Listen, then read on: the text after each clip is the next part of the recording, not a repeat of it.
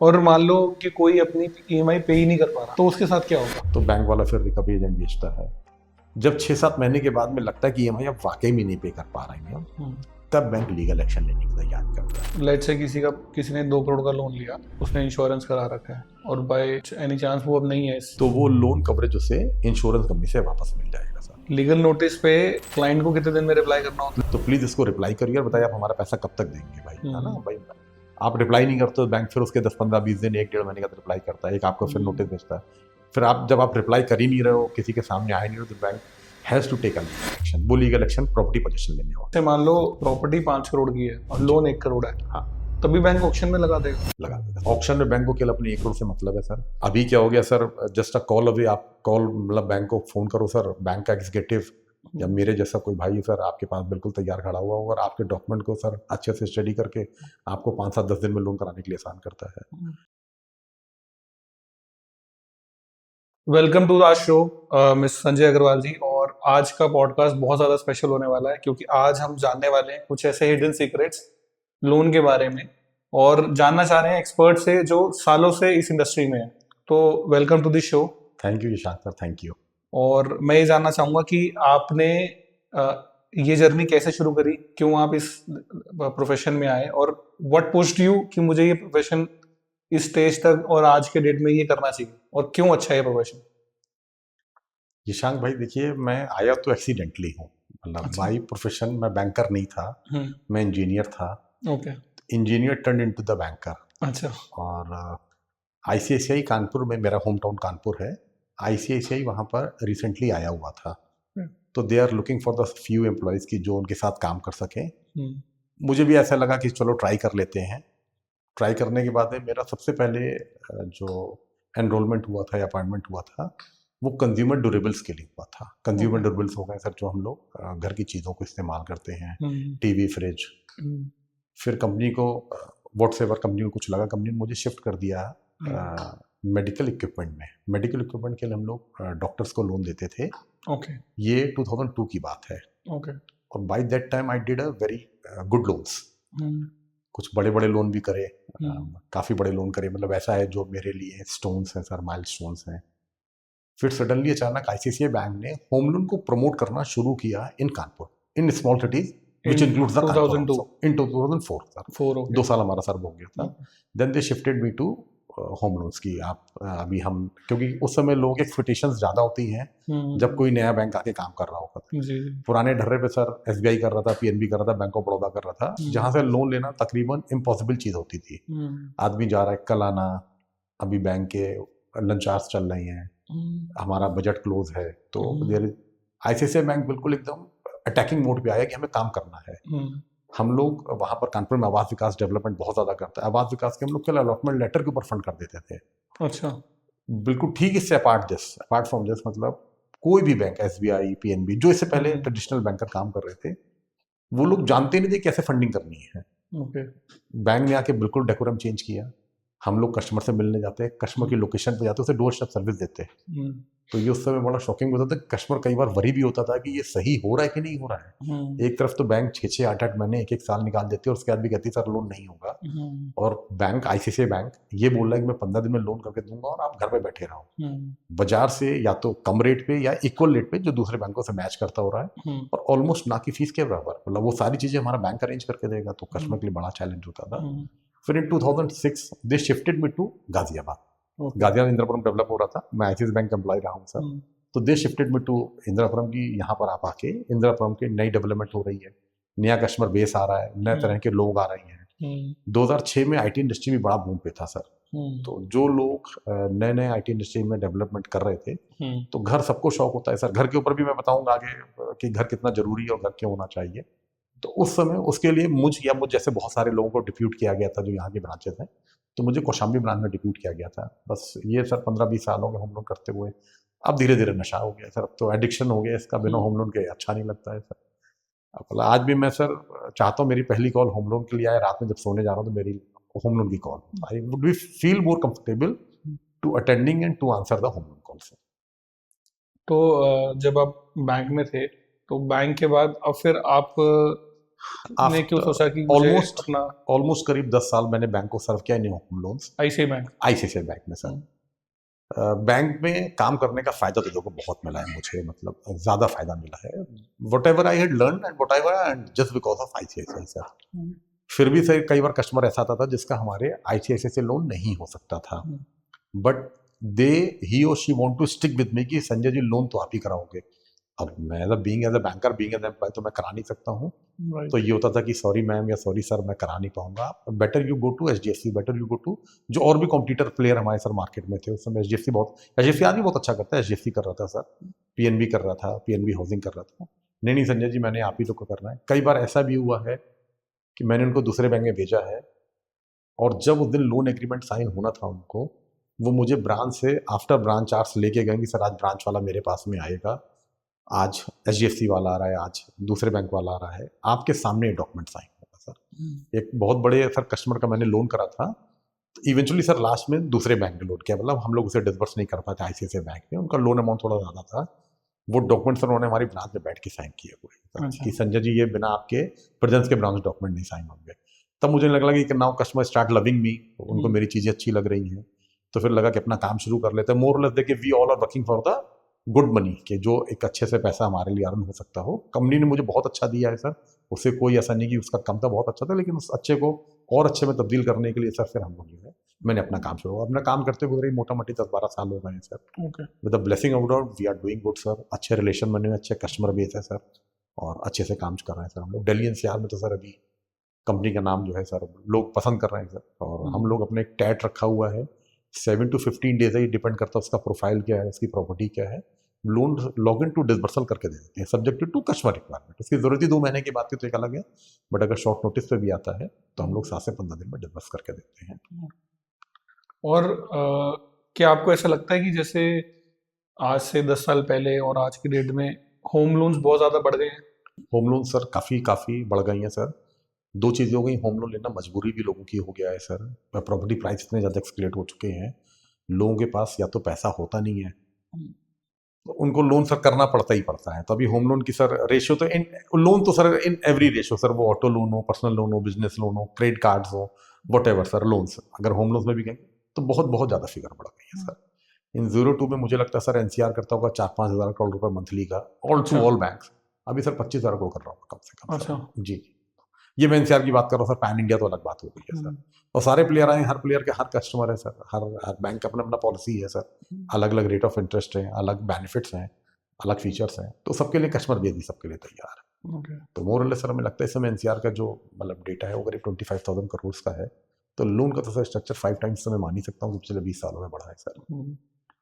तो इसका main reason क्या है कि एक तो आपने बताया कि प्रॉपर्टी के प्राइसेस बहुत बढ़ गए हैं, सेकंड क्या इसका रीजन ये भी हो सकता है कि आजकल लोन लेना बहुत इजी हो गया है, शायद ये भी रीजन हो सर, या फिर लोगों का अवेयरनेस ही नहीं थी? हाँ दोनों ही बातें हो सकती है। पहले लोन मिलते भी नहीं थे लोगों को, जैसे मैंने बताया कि लोग बैंकों में चक्कर लगा लगा के परेशान हो जाते थे सर। और अभी क्या हो गया sir, just a call away, आप कॉल मतलब बैंक को फोन करो सर, बैंक का एग्जीक्यूटिव या मेरे जैसा कोई भाई सर आपके पास बिल्कुल तैयार खड़ा हुआ होगा और आपके डॉक्यूमेंट को सर अच्छे से स्टडी करके आपको 5-7-10 दिन में लोन कराने के लिए आसान करता है। सीएस भी लोगों को गाइड करने लगी हैं सर, जो आपके फाइनेंशियल देखते हैं कि better you go with the home loan sir. Home loan sir उनको भी फिर जो एक्सपेंस कहते हैं ईएमआईज होती है उनको डालने के लिए आसानी हो जाती है, तो जब while they are making their balance sheet after year तो सर वहाँ उनको आसान करता है। तो किसी के लिए भी सर प्रॉपर्टी प्राइस मुझे लगता नहीं कोई 1-2-3-4-5 करोड़ से नीचे का प्रॉपर्टी है सर, किसी के लिए एकदम से इतने पैसे अरेंज कर पाना थोड़ा सा ईज होगी सर। वो सर हमें 10%, 20%, 25% मैक्सिमम बैंक लेती है based on a property value, हम 25% लेके बाकी रेस्ट उसकी एलिजिबिलिटी पे लोन कर देते हैं, तो उसको भी आसानी होती है सर। उसको वो प्रॉपर्टी मिल जाती है जिसको अपना वो ड्रीम हाउस बनाना चाहता है, with the investment of 25% only, rest वो सर अपना ईएमआई में पे करता रहता है, उसे टैक्स बेनिफिट मिलता है सर, डोर स्टेप सर्विस मिल रही है, तो कस्टमर के लिए विन विन सिचुएशन है सर।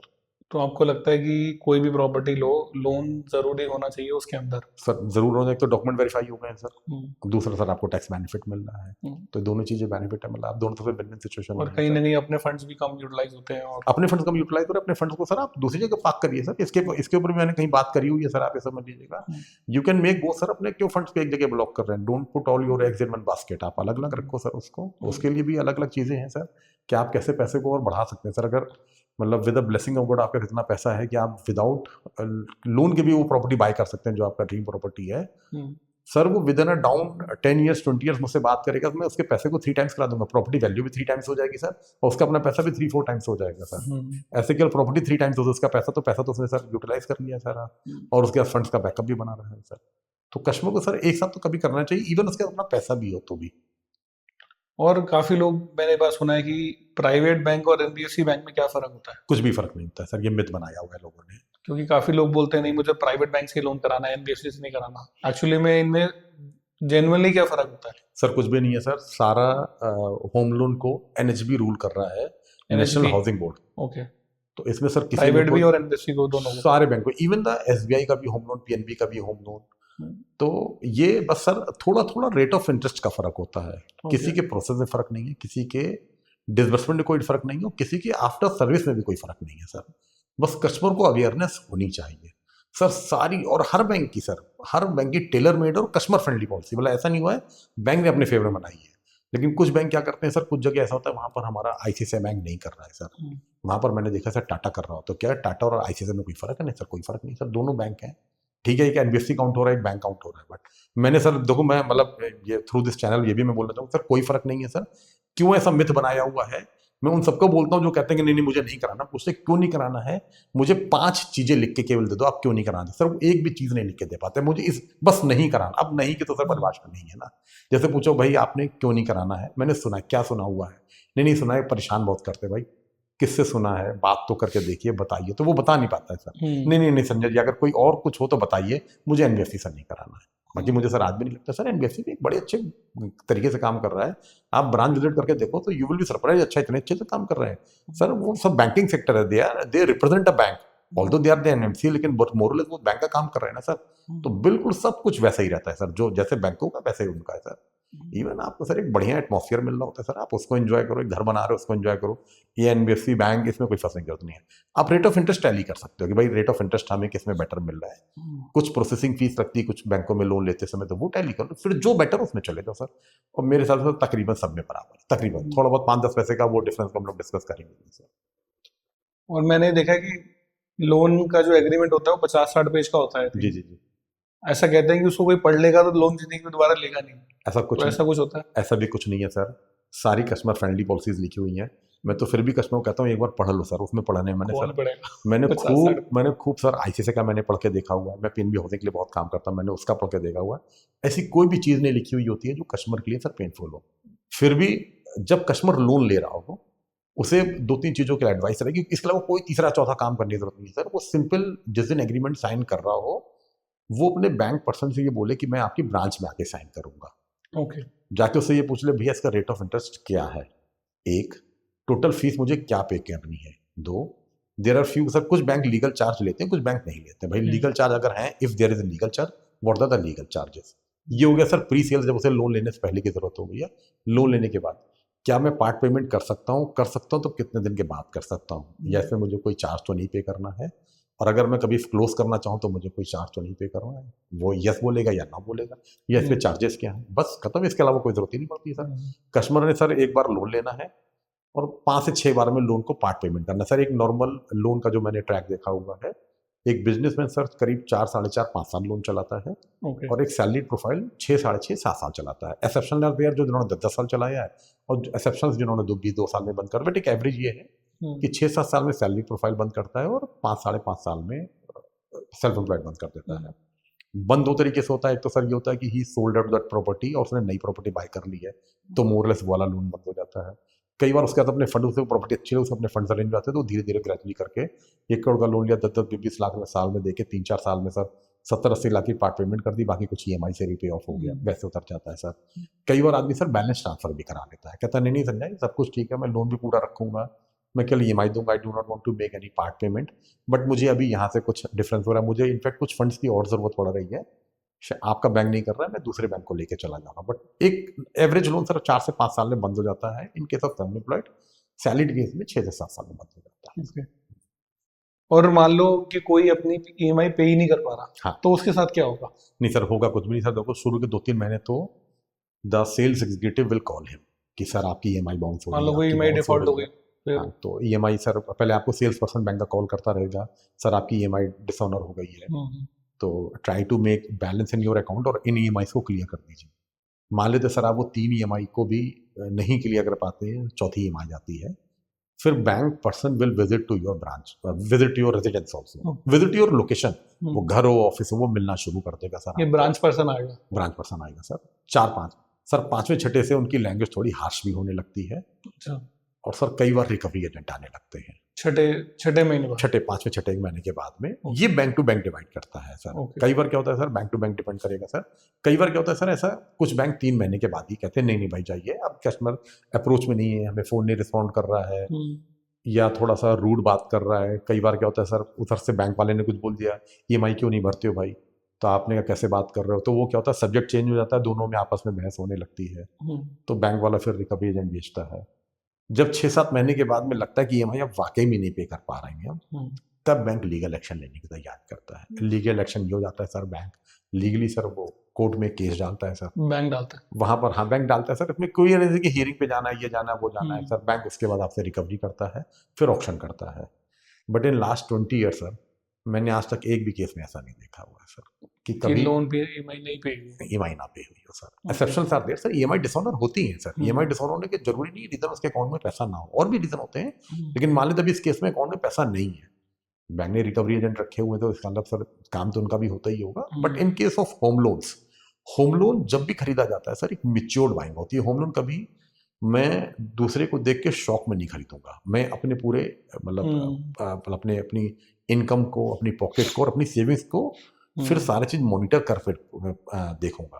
तो होम लोन में डिफॉल्ट होने के चांस ना के बराबर है, ना के बराबर। अच्छा। उल्टे मेरे पास तो ऐसा होता है कि संजय भाई आज मेरी ईएमआई लगनी थी, मैं देख रहा हूँ क्लियर नहीं, पर चेक करोगे क्या बैंक ने लगाई कि नहीं लगाई है।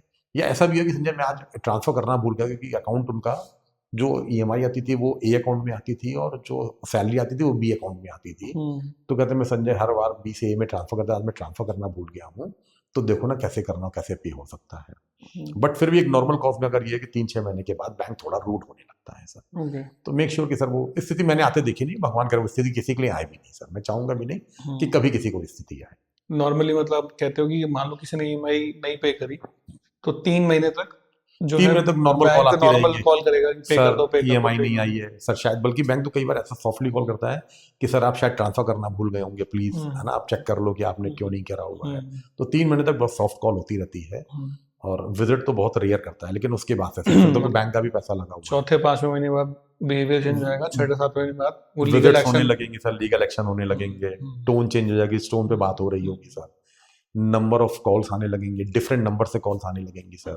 अच्छा। हाँ, थ्रेट तो वो बोलना वर्ड नहीं अच्छा लगेगा सर आपको, लेकिन बैंक आपको मतलब डराने की कोशिश करेगी, सर आपका सिविल खराब हो जाएगा, सर हम लीगल एक्शन ले लेंगे, सर हम ये कर लेंगे, ऐसा। लेकिन ऐसा होता नहीं है सर।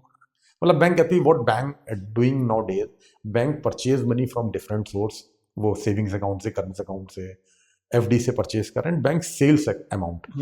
उसने सर होम लोन में, बिजनेस लोन में, पर्सनल लोन में सर उसने पैसे को खरीदा और पैसे को बेचा है, आगे दे दी। खरीदा उसने 3-4-5-6% पे, बेचा सर 7-8-9-10% पे सर। क्रेडिट कार्ड अगर आप यूज करते हो सर, तो वो डिले पेमेंट करते हो तो 42% है, तो यही सर इसी के बीच का बैंक का प्रॉफिट है सर। तो बैंक जाती है हमने आपको पैसा दिया, बस आप पैसा मुझे वापस कर दो sir. In case of sir फिर मतलब कि in case of due diligence अगर कोई प्रॉब्लम आ रही है, तो आपको भी किसी से पैसा लेना होगा, तो शुरू में थोड़े दिन आप भी प्यार से बात करोगे, शायद फिर आप भी रूड होने लगे, भाई साहब पैसे क्यों नहीं दे रहे, तो बस यही बैंक हो रहा है। Bank is also doing sir जो हम लोग करते हैं, बस वैसे बैंक कर रहा है सर। बैंक को भी चलाने वाले हमारे आपके जैसे लोग हैं सर। तो दे सेट अ पॉलिसी, और customer friendly policy sir. Bank आखिर दिन तक कस्टमर की हेल्प करता है। देखिए केस ऐसा हुआ था, मैं बताऊं आपको ईशान सर, वो ईएमआई नहीं पे कर पा रहा था, और उसने ही surrendered in front of bank कि सर मैं, मेरा काम, वो बिजनेस करते थे गारमेंट्स का, कि संजय भाई मेरा, बैंक ने उसको मौका दिया कि सर आप प्रॉपर्टी सेल कर लो और मेरा पैसा केवल मुझे दे दो। मान लो आपका 100 रुपए का लोन है और प्रॉपर्टी 500 रुपए का है, I need my 100 rupee only. आप 500 की चीज 500 में बेचो, हम हेल्प कर देंगे। इनफैक्ट जो आपका बायर आता है उसका लोन भी कर देंगे, but I need my 100 rupees back, 400 rupees आप रखो सर। बैंक आखिर दिन तक हेल्प करता है। डॉक्यूमेंटेशन, कोई अगर लीगल वाली बात आ रही है तो बैंक आखिर दिन तक हेल्प करता है। बट ऐसा मैं कह रहा हूँ ना, मैंने रेयर, वरना आज तक तो मैंने होते देखा नहीं है सर। हो सकता है कलेक्शन एजेंसी से बात करें, कहेगा मेरे पास तो हर दूसरे दिन ऐसे चौथे दिन केस आते रहते हैं, वो बड़े एक्सेप्शन होते हैं सर, एक्सेप्शन होते हैं। तो फिरौती वाले, कलेक्शन वाले का बैंक बिल्कुल नहीं सर, फिरौती वाला कोई नहीं आता है। जैसे हम बहुत सारी मूवीज में देखते हैं बहुत सारी वीडियोस में भी देखते हैं कि घर पे आ जाते हैं और नहीं, घर पे सर देखो, धमकाते हैं, पैसे मांगने तो आएगा, डराएगा नहीं सर आपको। धमकाते हैं, नहीं, बिल्कुल बोलते नहीं हैं सर। पेमेंट वो बदतमीजी से बात नहीं कर सकता सर अब आपसे, वो ना बदतमीजी से मान बात लो करेगा करे वो सर। तो। शायद नहीं सर, शायद नहीं। देखो रूट तो होगा, क्योंकि उसकी जॉब है टू कलेक्ट द मनी। क्योंकि जब शाम को वो ऑफिस जाएगा ना, तो उसको वो जिसको रिपोर्ट करा उसका बॉस पूछेगा भाई क्या किया है तूने, तो तू भी तो कुछ करेगा क्या? सर आप ही लोगों ने मना किया है। क्या मैंने मना किया हुआ है कि लड़ना नहीं है, लेकिन गुस्सा तो सकते हो थोड़ा बहुत। इसे सर मार्केटिंग बोल सकते हैं सर, है ना ये। लेकिन वैसे बैंक वाला नॉर्मली नहीं करता है सर। अंटिल सर देखो आपने लिया हुआ तो पैसा देना पड़ेगा सर। तो 7 महीने बाद मान लो बैंक ने लीगल नोटिस भेज दिया क्लाइंट जी को, जी। लीगल नोटिस पे क्लाइंट को कितने दिन में रिप्लाई करना होता है? नहीं, वो लीगल नोटिस है तो मैं तो कहूंगा इमीडिएट रिप्लाई करे। बैंक 3 लीगल नोटिस भेजता है सर। 3 लोग, वो 3 लीगल कितने नोटिस ड्यूरेशन भेजता है में वो? सर। अलग अलग है सर, एक एक 1.5 महीने की ड्यूरेशन अच्छा भेजता है। अच्छा। तो मान लेते हैं सर उसको होते होते भी सर 2-3 महीने लग गए सर, 4 महीने लग तो गए, एक ये तो 8-10 महीने तो का प्रोसेस हो गया 12 पूरा। महीने का प्रोसेस हो गया तो सर। तो बैंक उसके बाद बाहर आपके उस पर नोटिस भी लगा देती है कि भाई ये घर के बाहर। आप प्रॉपर्टी पे रह रहे हो सर, लेकिन आप नोटिस भी लगा देता है सर। ओके। फिर लास्ट में सर बैंक उस प्रॉपर्टी को अपने पोजीशन में लेने के लिए आपको फोर्स तो करता है सर। एग्रीमेंट में लिखा होता है ना, आई थिंक ऐसा कुछ होता है। नहीं, ऐसा लिखा नहीं है सर, कहीं कुछ नहीं लिखा हुआ तो होता है, फिर लेकिन पोजीशन में कैसे ले लो? मान लो प्रॉपर्टी फिर है लीगल 5 करोड़ नोटिस की। पे है सर, लीगल नोटिस पे है सर सारी चीजें, जो लीगल नोटिस में बताया जाएगा भाई आपने हमसे लोन लिया था, आप लोन नहीं पे कर पा रहे हैं, तो प्लीज इसको रिप्लाई करिए और बताइए आप हमारा पैसा कब तक देंगे भाई, है ना भाई। आप रिप्लाई नहीं करते तो बैंक फिर उसके 10-15-20 दिन 1-1.5 महीने का रिप्लाई करता है, एक आपको फिर नोटिस भेजता है। फिर आप जब आप रिप्लाई कर ही नहीं रहे हो, किसी के सामने आए नहीं हो, तो bank has to take a legal action. वो लीगल एक्शन प्रॉपर्टी पोजीशन लेने वाला है। वहां पर सर पुलिस इन्वॉल्व होती है सर, जो लोकल पुलिस होगी सर। मतलब ये सर देखो सब बैंकिंग चैनल चल रहा है सर। अब मान लो सर मैं किसी बैंक की बात करें, अगर उनका हेड ऑफिस बॉम्बे है सर, तो बॉम्बे सर अभी दिल्ली की बात करेंगे, दिल्ली ऑफिस को रिपोर्ट करता है। फिर दिल्ली ऑफिस सर क्या करता है, जो जिस जगह का एरिया होता है जहां हम लोग बैठे हुए हैं सर, तो वहां के लोकल पुलिस को भेजाएगा। और ये भी सर डॉक्यूमेंटेड काम चल रहा है, कोई ऐसा नहीं है। और ना पुलिस वाला आके आपसे बदतमीजी करेगा, इनफैक्ट मतलब वो भी ये कहेगा कि सर देखो, क्योंकि उसको भी अपना जॉब फुलफिल करना है, वो ये बोलेगा कि सर पे कर दो, सब बात यहाँ तक आ गई है। अगर मान लो वो उसको भी पार कर जाता है, फिर वो घर खाली करना पड़ेगा सर उसको। तो लेट्स से मान लो उस स्टेज में प्रॉपर्टी 5 करोड़ की है और लोन 1 करोड़ है, हाँ, तभी बैंक ऑक्शन में लगा देगा? लगा देगा सर। अगर कस्टमर नहीं, मैंने पहले बताया ना सर, बैंक पूरा चांस दे रहा है नहीं, आपको। मान लो वो कह रहा है मैं तो नहीं बेच रहा, क्लाइंट बोलता है तो और सर मैं फिर पैसे भी नहीं दे रहा, तो फिर सर बैंक फोर्सफुली खाली भी कराएगा सर। ऑक्शन में बैंक को केवल अपने 1 करोड़ से मतलब है सर। फिर वो 5 करोड़ की प्रॉपर्टी 1 करोड़ में बिकती तो ठीक है, और 5 करोड़ में बिकती तो ठीक है सर। फिर बैंक अपने पैसे बेच के निकल जाएगा। अच्छा। हाँ, फिर बैंक जब आप ध्यान अपनी प्रॉपर्टी पे आप ही नहीं ध्यान दे रहे हो, तो बैंक क्या करेगा सर? जो आपका ड्रीम होम था सर, आपके फैमिली की छत थी, आप उसी का नहीं रिस्पेक्ट कर रहे हो सर, तो बैंक क्यों करेगा सर? जब आपको अपने पैसे की चिंता नहीं है तो बैंक क्यों करेगा सर? तो इन बिटवीन देखा जाए तो क्लाइंट के पास 1 साल का गैप होता है 1 साल का गैप है सर। कि 1 साल में मान लो उसकी स्थिति अभी ठीक नहीं चल रही, तो 1 साल के अंदर वो कहीं ना कहीं से मैनेज करके या करके शशांक दे सर मैं सकता है। बताऊं आपको, 6 महीने बहुत होते हैं किसी भी चीज को रिकवर करने के लिए सर। हाँ। आज आप एक लैंड ले लो, 6 महीने में हो सकता है आप लग्जरी हाउस ना बनाओ, लेकिन 6 महीने में रहने लायक घर तो बन जाएगा सर उसमें। कोई चोट लग जाए 6 महीने में रिकवर हो जाती है सर। अगर आपकी जॉब चली गई है, आप देखोगे सर आप 2-3-4 महीने के अंदर अपने लेवल का जॉब ढूंढ लोगे सर। एक्सेप्शन कोई बिल्कुल ही बुरी चीज हो जाए सर, भगवान अगर लेकिन कोई बड़ी बड़ी बीमारी आए, तो with in 6 month you can recover sir. आप समझ लो, अगर आपका बिजनेस कुछ ऐसा हुआ कि बिल्कुल फेलियर हो गया है, तो you have 6 month to recover your business sir. ठीक है, भगवान अगर कोई कहेगा यार मुझे 2 साल हो गया नहीं कर पाया हूँ, उन चीजों को डिस्कस नहीं करेंगे, लेकिन अगर आदमी कोशिश करे तो 5-6 महीने बहुत होते हैं सर। और बैंक भी सपोर्ट करता है सर आपको, मतलब बैंक की बस आप बैंक के लिए अवेलेबल रहो। बैंक के लिए आप ऐसा ना हो सर कि आप बिल्कुल ना फोन नहीं उठा रहे, मतलब डिसअपियर हो गए सर, बैंक को मिल ही नहीं रहे हो, बैंक बात ही नहीं करो, तो फिर बैंक को वैसे एक्शन लेना पड़ेगा। बैंक को अगर मिलेगी सर, बैंक के अंदर भी इंसान बैठे हुए हैं सर, कोई ऐसा नहीं बैठा हुआ है जो आपको बदतमीजी करे, मिसबिहेव करे, कहीं कुछ नहीं करेगा सर। बहुत अच्छे से काम करते हैं सर, कस्टमर को आखिर दिन तक सपोर्ट करते हैं सर। बस कस्टमर हैज टू अवेलेबल। ठीक है, बीच में सर उनके थोड़ा सा बातचीत हॉट हो सकती है सर, कि नहीं क्यों नहीं दे रहे हो, दीजिए आप, समय खराब कर रहे हैं आप हमारा, ये कर रहे हैं, ऐसा बात हो सकती है।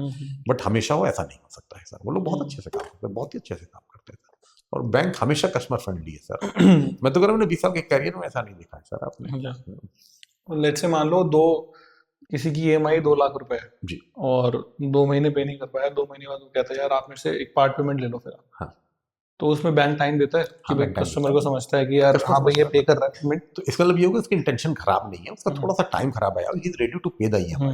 सर वो कहता है कि मैं भी 1 लाख दूंगा, मैं भी 50,000 दूंगा, बैंक उसमें भी एग्रीड होता है सर। कहती है सर आप अपना काम करते रहो भाई, आप हमारा जब काम करो तभी तो हमारी EMI दोगे, अगर काम ही नहीं करोगे तो EMI कहाँ से करोगे सर। लेकिन be in touch with the bank, अगर कोई ऐसी खराब पोजीशन आ जाती है तो आप बैंक से सर, मतलब बैंक को उसमें अपना दुश्मन मत बनाइए, उसमें उल्टे अपना ज्यादा दोस्त बना लीजिए सर। बैंक आपको आखिरी दिन तक हेल्प करेगा सर। ओके। तो कभी किसी ने आपको ऐसा अप्रोच करा है कि जिसके पेपर सही नहीं है या फिर जिसके पास एलिजिबिलिटी लेनी है लोन लेने के लिए और फिर भी उसको लोन चाहिए और वो बोलता है यार किसी भी मीन से करा के दो मुझे लोन, ऐसा होता है? नहीं, ऐसा आते तो हैं कई बार कि उनकी सोर्स ऑफ इनकम बहुत अच्छी होती है, but documented source of income नहीं होती है। ओके। जैसे अभी भी मतलब होता है ना, कुछ किराना व्यापारी हैं सर, देखो हम्म। वो माल भी कैश में ला रहे हैं, कैश में बेच रहे हैं, ऑल्दो आईटीआर भर रहे हैं, लेकिन उतना आईटीआर नहीं है कि जितने आईटीआर पे उनको जो फ्लो लोन अच्छा है चाहिए। बट बुक्स फ्लो में तो नहीं उनके है। पास कैश फ्लो अच्छा है सर। हम्म। तो बैंक ने जो एनबीएफसी की बात आती है, हर बैंक ने सर टेलर मेड पॉलिसी बनाई हुई है। बैंक जाती है सर, उनका कस्टमर का विजिट करती है, मतलब उनके शॉप पे, ऑफिस पे, कि उनका नेचर ऑफ बिजनेस किस तरह का है। अगर इतनी की सेल पर डे की है तो मंथली सेल ये होगी, एनुअली सेल ये होगी, इतना प्रॉफिट होगा, तो बैंक उस पर बनाकर लोन उसको देती है सर। लेकिन कस्टमर ऐसा आ जाए कि नहीं मेरे पेपरों में भी दम नहीं है, मेरे में भी दम नहीं, मेरा लोन करा दो सर, ना मैं लोन कराऊंगा ना उसे लोन लेना चाहिए सर, वो तो डेफिनेटली गड़बड़ करेगा सर। जिसके पेपर भी गड़बड़ है, इनकम भी नहीं है, इनकम होनी चाहिए सर उसकी। अब कह रहा नहीं मेरी इनकम है, मैं कर लूंगा वाली सर परिभाषा होम लोन में नहीं चलती है। वो तो सर दोनों के लिए डेंट हो जाता है सर, जिसने लोन लिया है उसके लिए भी और जिसने लोन कराया भी है उसके लिए भी डेंट है। ऐसा तो कभी नहीं करना चाहिए सर। मतलब मुझे मालूम है सर, वो पहले गड्ढे में, आप अपने आप को और गड्ढे में ले जा रहे हैं, ऐसा कभी नहीं करिए सर, कभी नहीं। और कोई मान लो ईएमआई नहीं पे कर पाता तो कोई पॉसिबिलिटी है कि वो जेल भी जा सकता है? बिल्कुल नहीं सर, बिल्कुल भी नहीं सर, जेल तो कभी किसी सूरत में नहीं जाएगा सर। सबसे लास्ट ऑप्शन है कि बैंक प्रॉपर्टी पोजीशन में ले ले, जेल तो कहीं कोई सवाल ही नहीं है सर। 0.01% नहीं सर, ये तो कोई ऐसे ही मतलब मिथ हो गया सर, ये तो किसी ने ऐसे ही हवा उड़ा दी है कि बैंक जेल भेज देगी। बैंक तो जेल भेजेगी सर आपको। आपने ऑटो लोन लिया है तो सर कार रिकवर कर लेगी, टू व्हीलर लोन लिया टू व्हीलर रिकवर कर लेगी सर, अगर होम लोन लिया तो घर को रिकवर कर लेगी। अब आगे अनसिक्योर्ड लोन, आपने क्रेडिट कार्ड लिया हुआ है, तो थोड़ा बैंक आपसे मतलब हॉट आर्गूमेंट कर सकती है सर, थोड़ा सा मतलब डिस्कशन ऐसा हो सकता है जो थोड़ा मिसबिहेविंग वाला लगे सर, है ना। नहीं तो बैंक लास्ट में लीगल एक्शन लेके लीगल, लेकिन जेल जाने लेता है बिल्कुल नहीं है सर।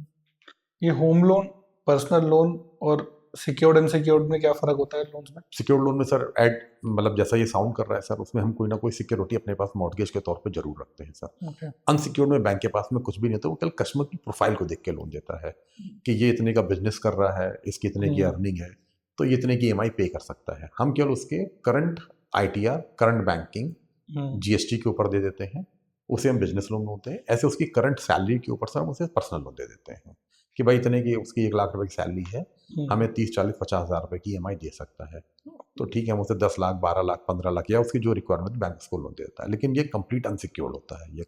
अच्छा। अब उसमें इंटेंशनली कोई गड़बड़ कर दे तो एक अलग बात होती है, और मजबूरी से तो एक अलग बात होती है सर। कई बार मैंने ऐसा देखा है सर, लोगों ने खूब सारे credit cards at a moment बनवा लिए सर, बिजनेस लोन ले लिया, ऐसा लोन ले लिया है, इंटेंशनली डिफॉल्ट करी है लोगों ने सर, तो वो नहीं करना चाहिए सर। वो आप हमेशा अपने लिए सिविल खराब कर रहे हैं, अपना अपनी रेपुटेशन भी गड़बड़ कर रहे हैं इन बैंकिंग, है ना।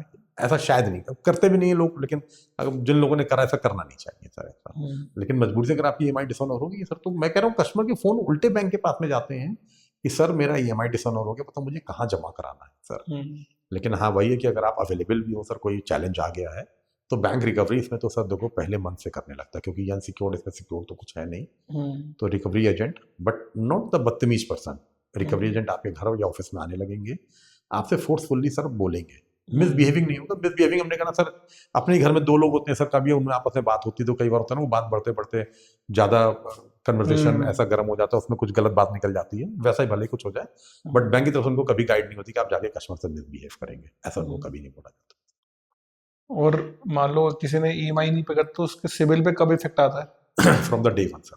अच्छा, मान लो आज 5 तारीख की ईएमआई है और 5 तारीख को हिट नहीं हुई, 5 तारीख को अगर कस्टमर ने नहीं पे करी, हाँ, तो सर समझो 6 तारीख अगले से दिन ही सिबिल पे इफेक्ट आ जाएगा। इफेक्ट आने लगेगा सर। देखो वैसे तो बैंक नेक्स्ट मंथ को अपडेट करती है, मतलब जो एंड ऑफ द मंथ होता है, यानी कि जैसे 5 तारीख को लगनी थी, 30 तारीख को बैंक ने अपडेट करा हुआ है, अपडेट करेगी कि इन्होंने ईएमआई पे करी कि नहीं पे करी, पे करी तो कितने दिन के बाद पे करी, बैंक उसको, हाँ। लेकिन कोशिश करो सर वो ना होने पाए, अगर हो गए सर तो सेम मंथ में तो क्लियर करी दो, बैंक उसको फिर भी अच्छा मानता है कि चलो ठीक है, कोई चैलेंज आया होता पे कर दी। लेकिन ये प्रैक्टिस भी ना बन जाए सर कि हर महीने की 5 तारीख को डिसऑनर हो रही है और आप 30 तक पे करते रहे हो, तो फिर ये प्रैक्टिस हो गई है, तो देयर इज समथिंग, फिर कुछ गड़बड़ है सर, है ना। एक आधी ईएमआई होगी तो सबसे कोई फर्क नहीं पड़ता है। कितने सिबिल स्कोर को हम अच्छा मानते हैं और कितने को पुअर मानते हैं? सर कुछ बैंक तो 700 से नीचे के सिबिल पे फाइल ही लॉगिन नहीं करते हैं, अच्छा, कुछ 650 से नीचे लॉगिन नहीं करते हैं, और कुछ 725 से नीचे लॉगिन नहीं करते हैं। एक अच्छा सिबिल इसको 750 एंड अबव माना जाता है सर। अच्छा, जिसका 750 एंड अबव है उसका फाइल देखने के लायक है सर। 775 है तो बहुत अच्छा है सर, और 800 अगर प्लस है तो फिर वो बच्चा डिस्टिंक्शन वाला होगा, जैसे डिस्टिंक्शन में होता था किसी कहीं भी नौकरी मिल जाएगी, कोई भी काम करेगा बढ़िया कर लेगा तो इसका मतलब इसे कहीं पे भी लोन मिल जाएगा। इसका मतलब उसने अपने क्रेडिट को, जो भी उसने पैसा लेंड किया हुआ है, बड़ा माइंडफुली ऑब्जर्व करा हुआ है सर।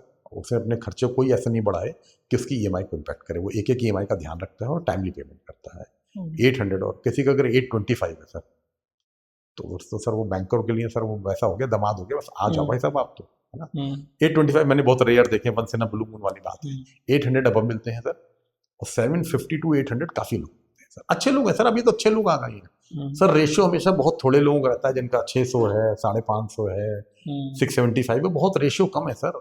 लोग खुद सर, वो जो जनरेशन मेरे बात की ना, यशंक भाई आपकी और बात की है, वो सर ज्यादा सेंसिबल है, वो इन छोटी चीजों में बिल्कुल नहीं फंसते हैं सर। वो कहते हैं रिस्पॉन्सिबिलिटी मेरी है, मैं ही पे करूंगा, वो टाइम से पे करते हैं सर। मैं कई बार सर अपने जैसे जो मेरी एज के लोग हैं ना सर, वो थोड़े से लापरवाह हो गए या वो टालने वाली बात हो जाते हैं। जो आपकी एज के लोग या और आपकी बात के भी और आ रहे हैं ना सर, वो लोग ज्यादा सेंसिबल है। वो कहते हैं नहीं हमें लेना ही नहीं, अगर लेना है तो पहले प्लान करके तब वो बाय करते हैं सर। वो they are more systematic, more discipline than our sales sir. आप सर तो इसके लिए सर बहुत ज्यादा चिंता करने की जरूरत नहीं है। सिबिल स्कोर अच्छा ही मिलता है। आरओआई का भी डिफरेंस आता है, मान लो किसी का सिबिल कम है ज्यादा है? हाँ बिल्कुल आता है सर। लोन लेते हुए कितना डिफरेंस मानते हैं? अगर हम, मान लो आपने बताया 850 वाले को और 750 वाले को, सर 10 पैसे से लेके 75 पैसे तक मतलब अच्छा इतना फर्क डिफरेंस आ आता जाता है सर। तो 0.10 तो 0.75 पैसा। तो द मोर मतलब ये सर होगा, जिसमें जितना अच्छा सिबिल है उसे उतने अच्छे सेक्शंस मिलेंगे, उतनी अच्छी उसे सैलरी मिलेगी, तो उस ऐसे उसे उतना अच्छा स्कोर मिलेगा। तो ऐसे मान के चलें सर, दो ट्विन ब्रदर हों, दोनों का सर बिल्कुल बचपन से एक ही जैसा सब कुछ रखा गया हो, इनफैक्ट वो कपड़े भी एक से पहनते हो, एक से स्कूल में गए हो, एक से एजुकेशन ली हो, एक ही जगह जॉब करते हो और एक ही पोस्ट हो सर, एक ही सैलरी हो, एक ही क्वालिफिकेशन हो, बट अगर वो बैंक में लोन अप्लाई करेंगे, उनका सिबिल स्कोर में फर्क हुआ तो उनको अलग अलग रेट मिलेगा।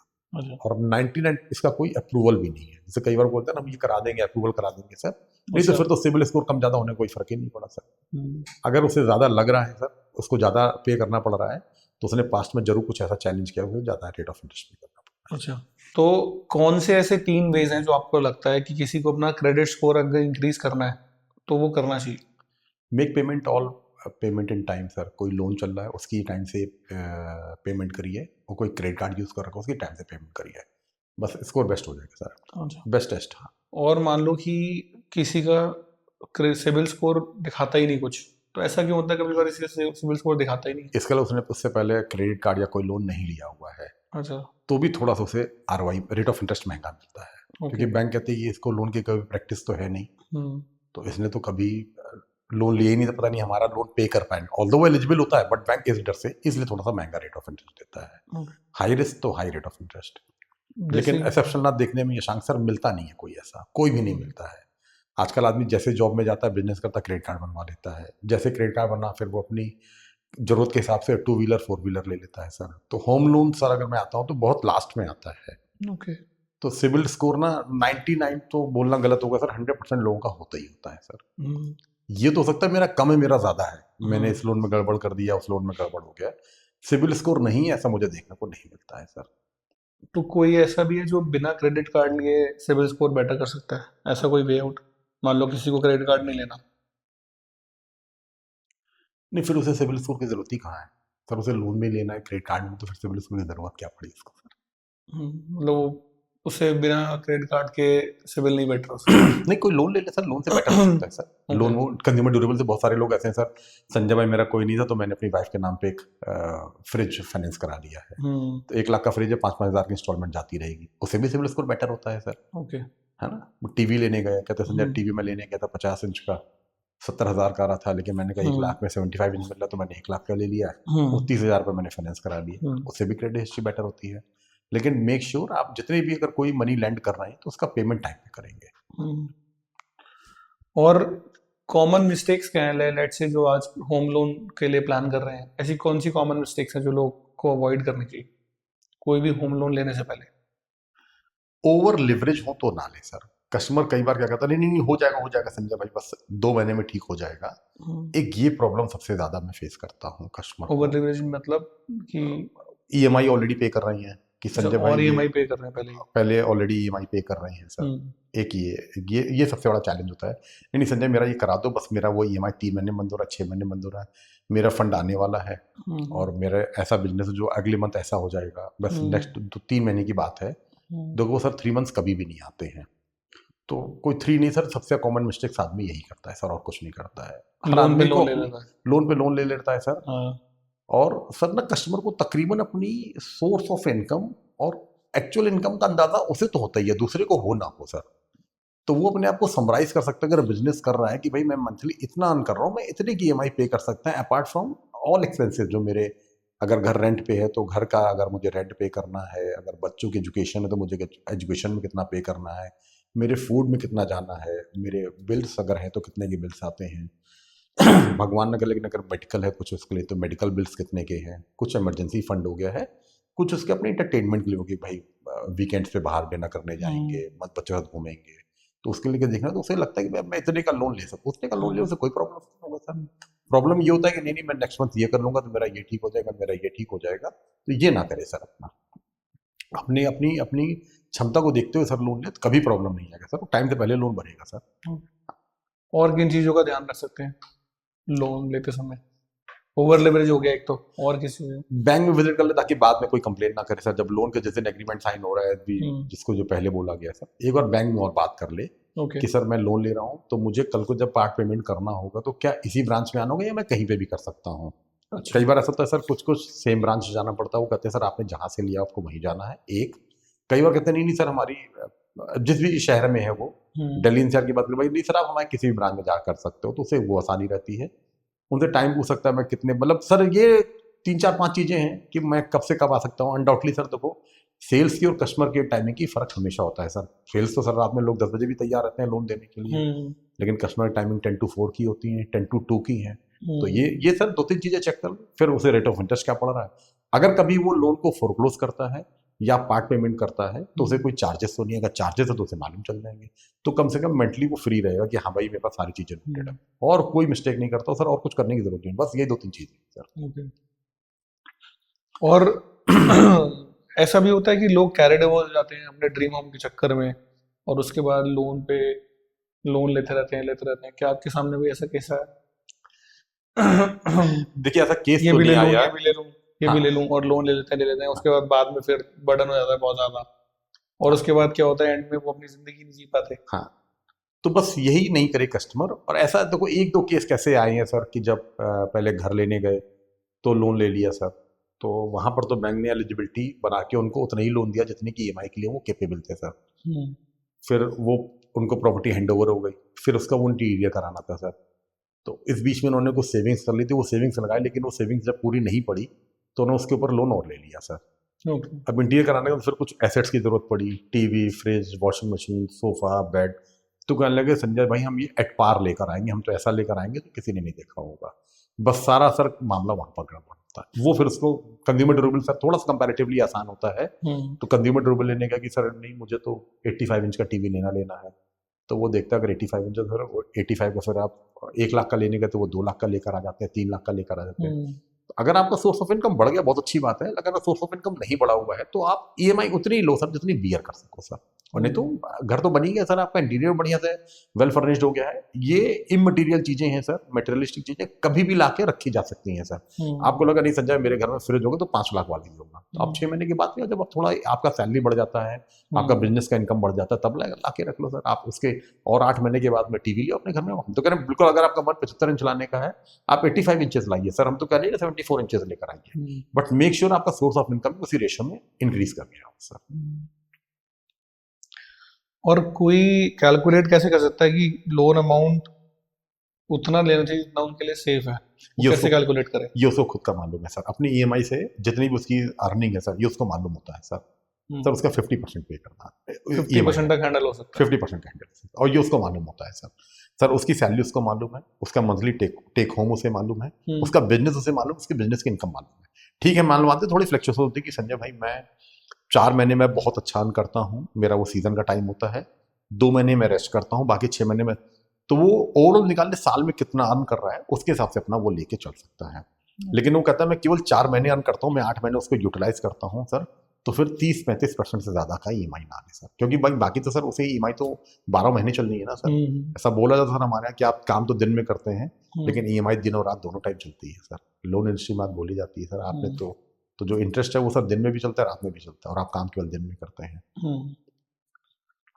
और मान लो कोई घर ऑक्शन पे है तो उसके बावजूद फैमिली रह सकती है उस घर के नहीं अंदर? सर, ऑक्शन तभी होगा जब बैंक ने या उस इंस्टीट्यूट ने सर वो प्रॉपर्टी अपने पोजीशन में ली होगी। बिना तब पोजीशन के सर ऑक्शन वो नहीं हो बिना सकता, पोजीशन के ऑक्शन में नहीं जा ऑक्शन हो ही सकता। नहीं सकता है सर।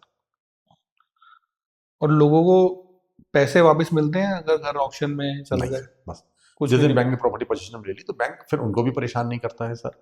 फिर वो प्रॉपर्टी जैसे मैंने बताया अगर 500 की है या 100 की भी, बैंक का 100 का लोन है, कल को 50 रुपीज की भी बिकती है तो बैंक उनको फिर परेशान नहीं करता है। पोजीशन लेने मतलब हो गए कि आज से हमारी आपकी लेन देन खत्म। नहीं, द- जैसे मान लो 5 करोड़ की प्रॉपर्टी है, लोन 1 करोड़ का है, हाँ, तो 4 करोड़ रुपए जो नहीं मिले वो बिल्कुल किसके नहीं, पास जाएंगे? बैंक रखेगी बैंक सर, के पास ही बैंक जाएंगे। के पास जाएगी। इसको उल्टा भी ले तो इसमें लेते तो हैं, मान लो बैंक। प्रॉपर्टी 50 लाख का बिका सर, ऐसा था कि 50 लाख का बिका, हम्म। क्योंकि बैंक को बस वो अपना बुक्स में सेटल डाउन करना होता है, हम्म। तो बस 50 लाख मिला, फिर बैंक से वो 50 लाख मांगने भी नहीं जाएगी सर। अच्छा। मतलब वो फिर जितना होगा उसी में सेटल कर लेगी सर। कोई एडवाइस जो आप देना चाहो उन लोगों को जो ईएमआई पे भर भर के परेशान हो गए हैं? ऐसा कोई एडवाइस जिससे वो उससे बाहर आ सके या उसको मैनेज कर सके, इन योर एक्सपीरियंस की? सर सेम वर्ड्स, पहले अपनी इनकम समराइज कर लीजिए। आप एक दिन बस बैठिए और इसमें 2 घंटे लगाइए। आप पहले तो इनकम को समराइज कर लीजिए, कौन सी इनकम ऐसी है हमारी जो हमारे पास फिक्स है और इतनी कंफर्म्ड इनकम है। उसे आप लिखिए सर, लेफ्ट साइड पे टेबल नंबर 1 पे। टेबल नंबर 2 बनाइए, आप कितनी ईएमआई पे कर रहे हैं और किस किस चीज़ की ईएमआई पे कर रहे हैं। फिर उनका बैलेंस टेन्योर लिखना शुरू करिए सर। कई बार ऐसा होता है कि सर है तो 20,000 की ईएमआई लेकिन कल 2 बची हुई है तो 40,000 की ईएमआई केवल 2 बची हुई है। और फिर ये देखेंगे कौन सी ईएमआई हमारी लॉन्ग है, यानी कि लंबे टेन्योर के लिए चलने हैं, तो देखा कि हमारी हमारी होम लोन जब लंबे टेन्योर के लिए चलनी है, ऑटो लोन लिया होता वो लंबे टेन्योर चलनी हुई है, कुछ क्रेडिट कार्ड के बिल्स हैं जो बेवजह मेरे ऊपर अनइवन खड़े हुए हैं। अगर मैनेज हो सकता है तो जो छोटे टेन्योर के लोन बचे हुए हैं उनको मंथ ऑन मंथ बंद करना शुरू कर दीजिए सर, कि आज चाहे कितने भी मुझे करना पड़ेगा मैं एक लोन को क्लोज कर दूंगा। 2 ईएमआई बची है, go to the bank, close your loan. छोटे लोन को पहले छोटे लोन्स को जो छोटे टेन्योर के बचे हुए जिनका ईएमआई तो ज्यादा था लेकिन टेन्योर बहुत कम था, ऑल्दो आपको थोड़ा हार्ड पड़ेगा लेकिन आप देखोगे sir but down the line 6 month के बाद आप बिल्कुल स्मूथ हो जाओगे सर डाउन द लाइन से। लेकिन फिर ऐसा नहीं हो कि ईएमआई बंद करी फिर जाके ईएमआई आपने ले ली, तो फिर ऐसा भी ना करें सर। आप ये करें सर कि हमने जितनी ईएमआई ली है हम ये ईएमआई इतनी बियर कर सकते हैं, उतनी ईएमआई रखें अपने पास में।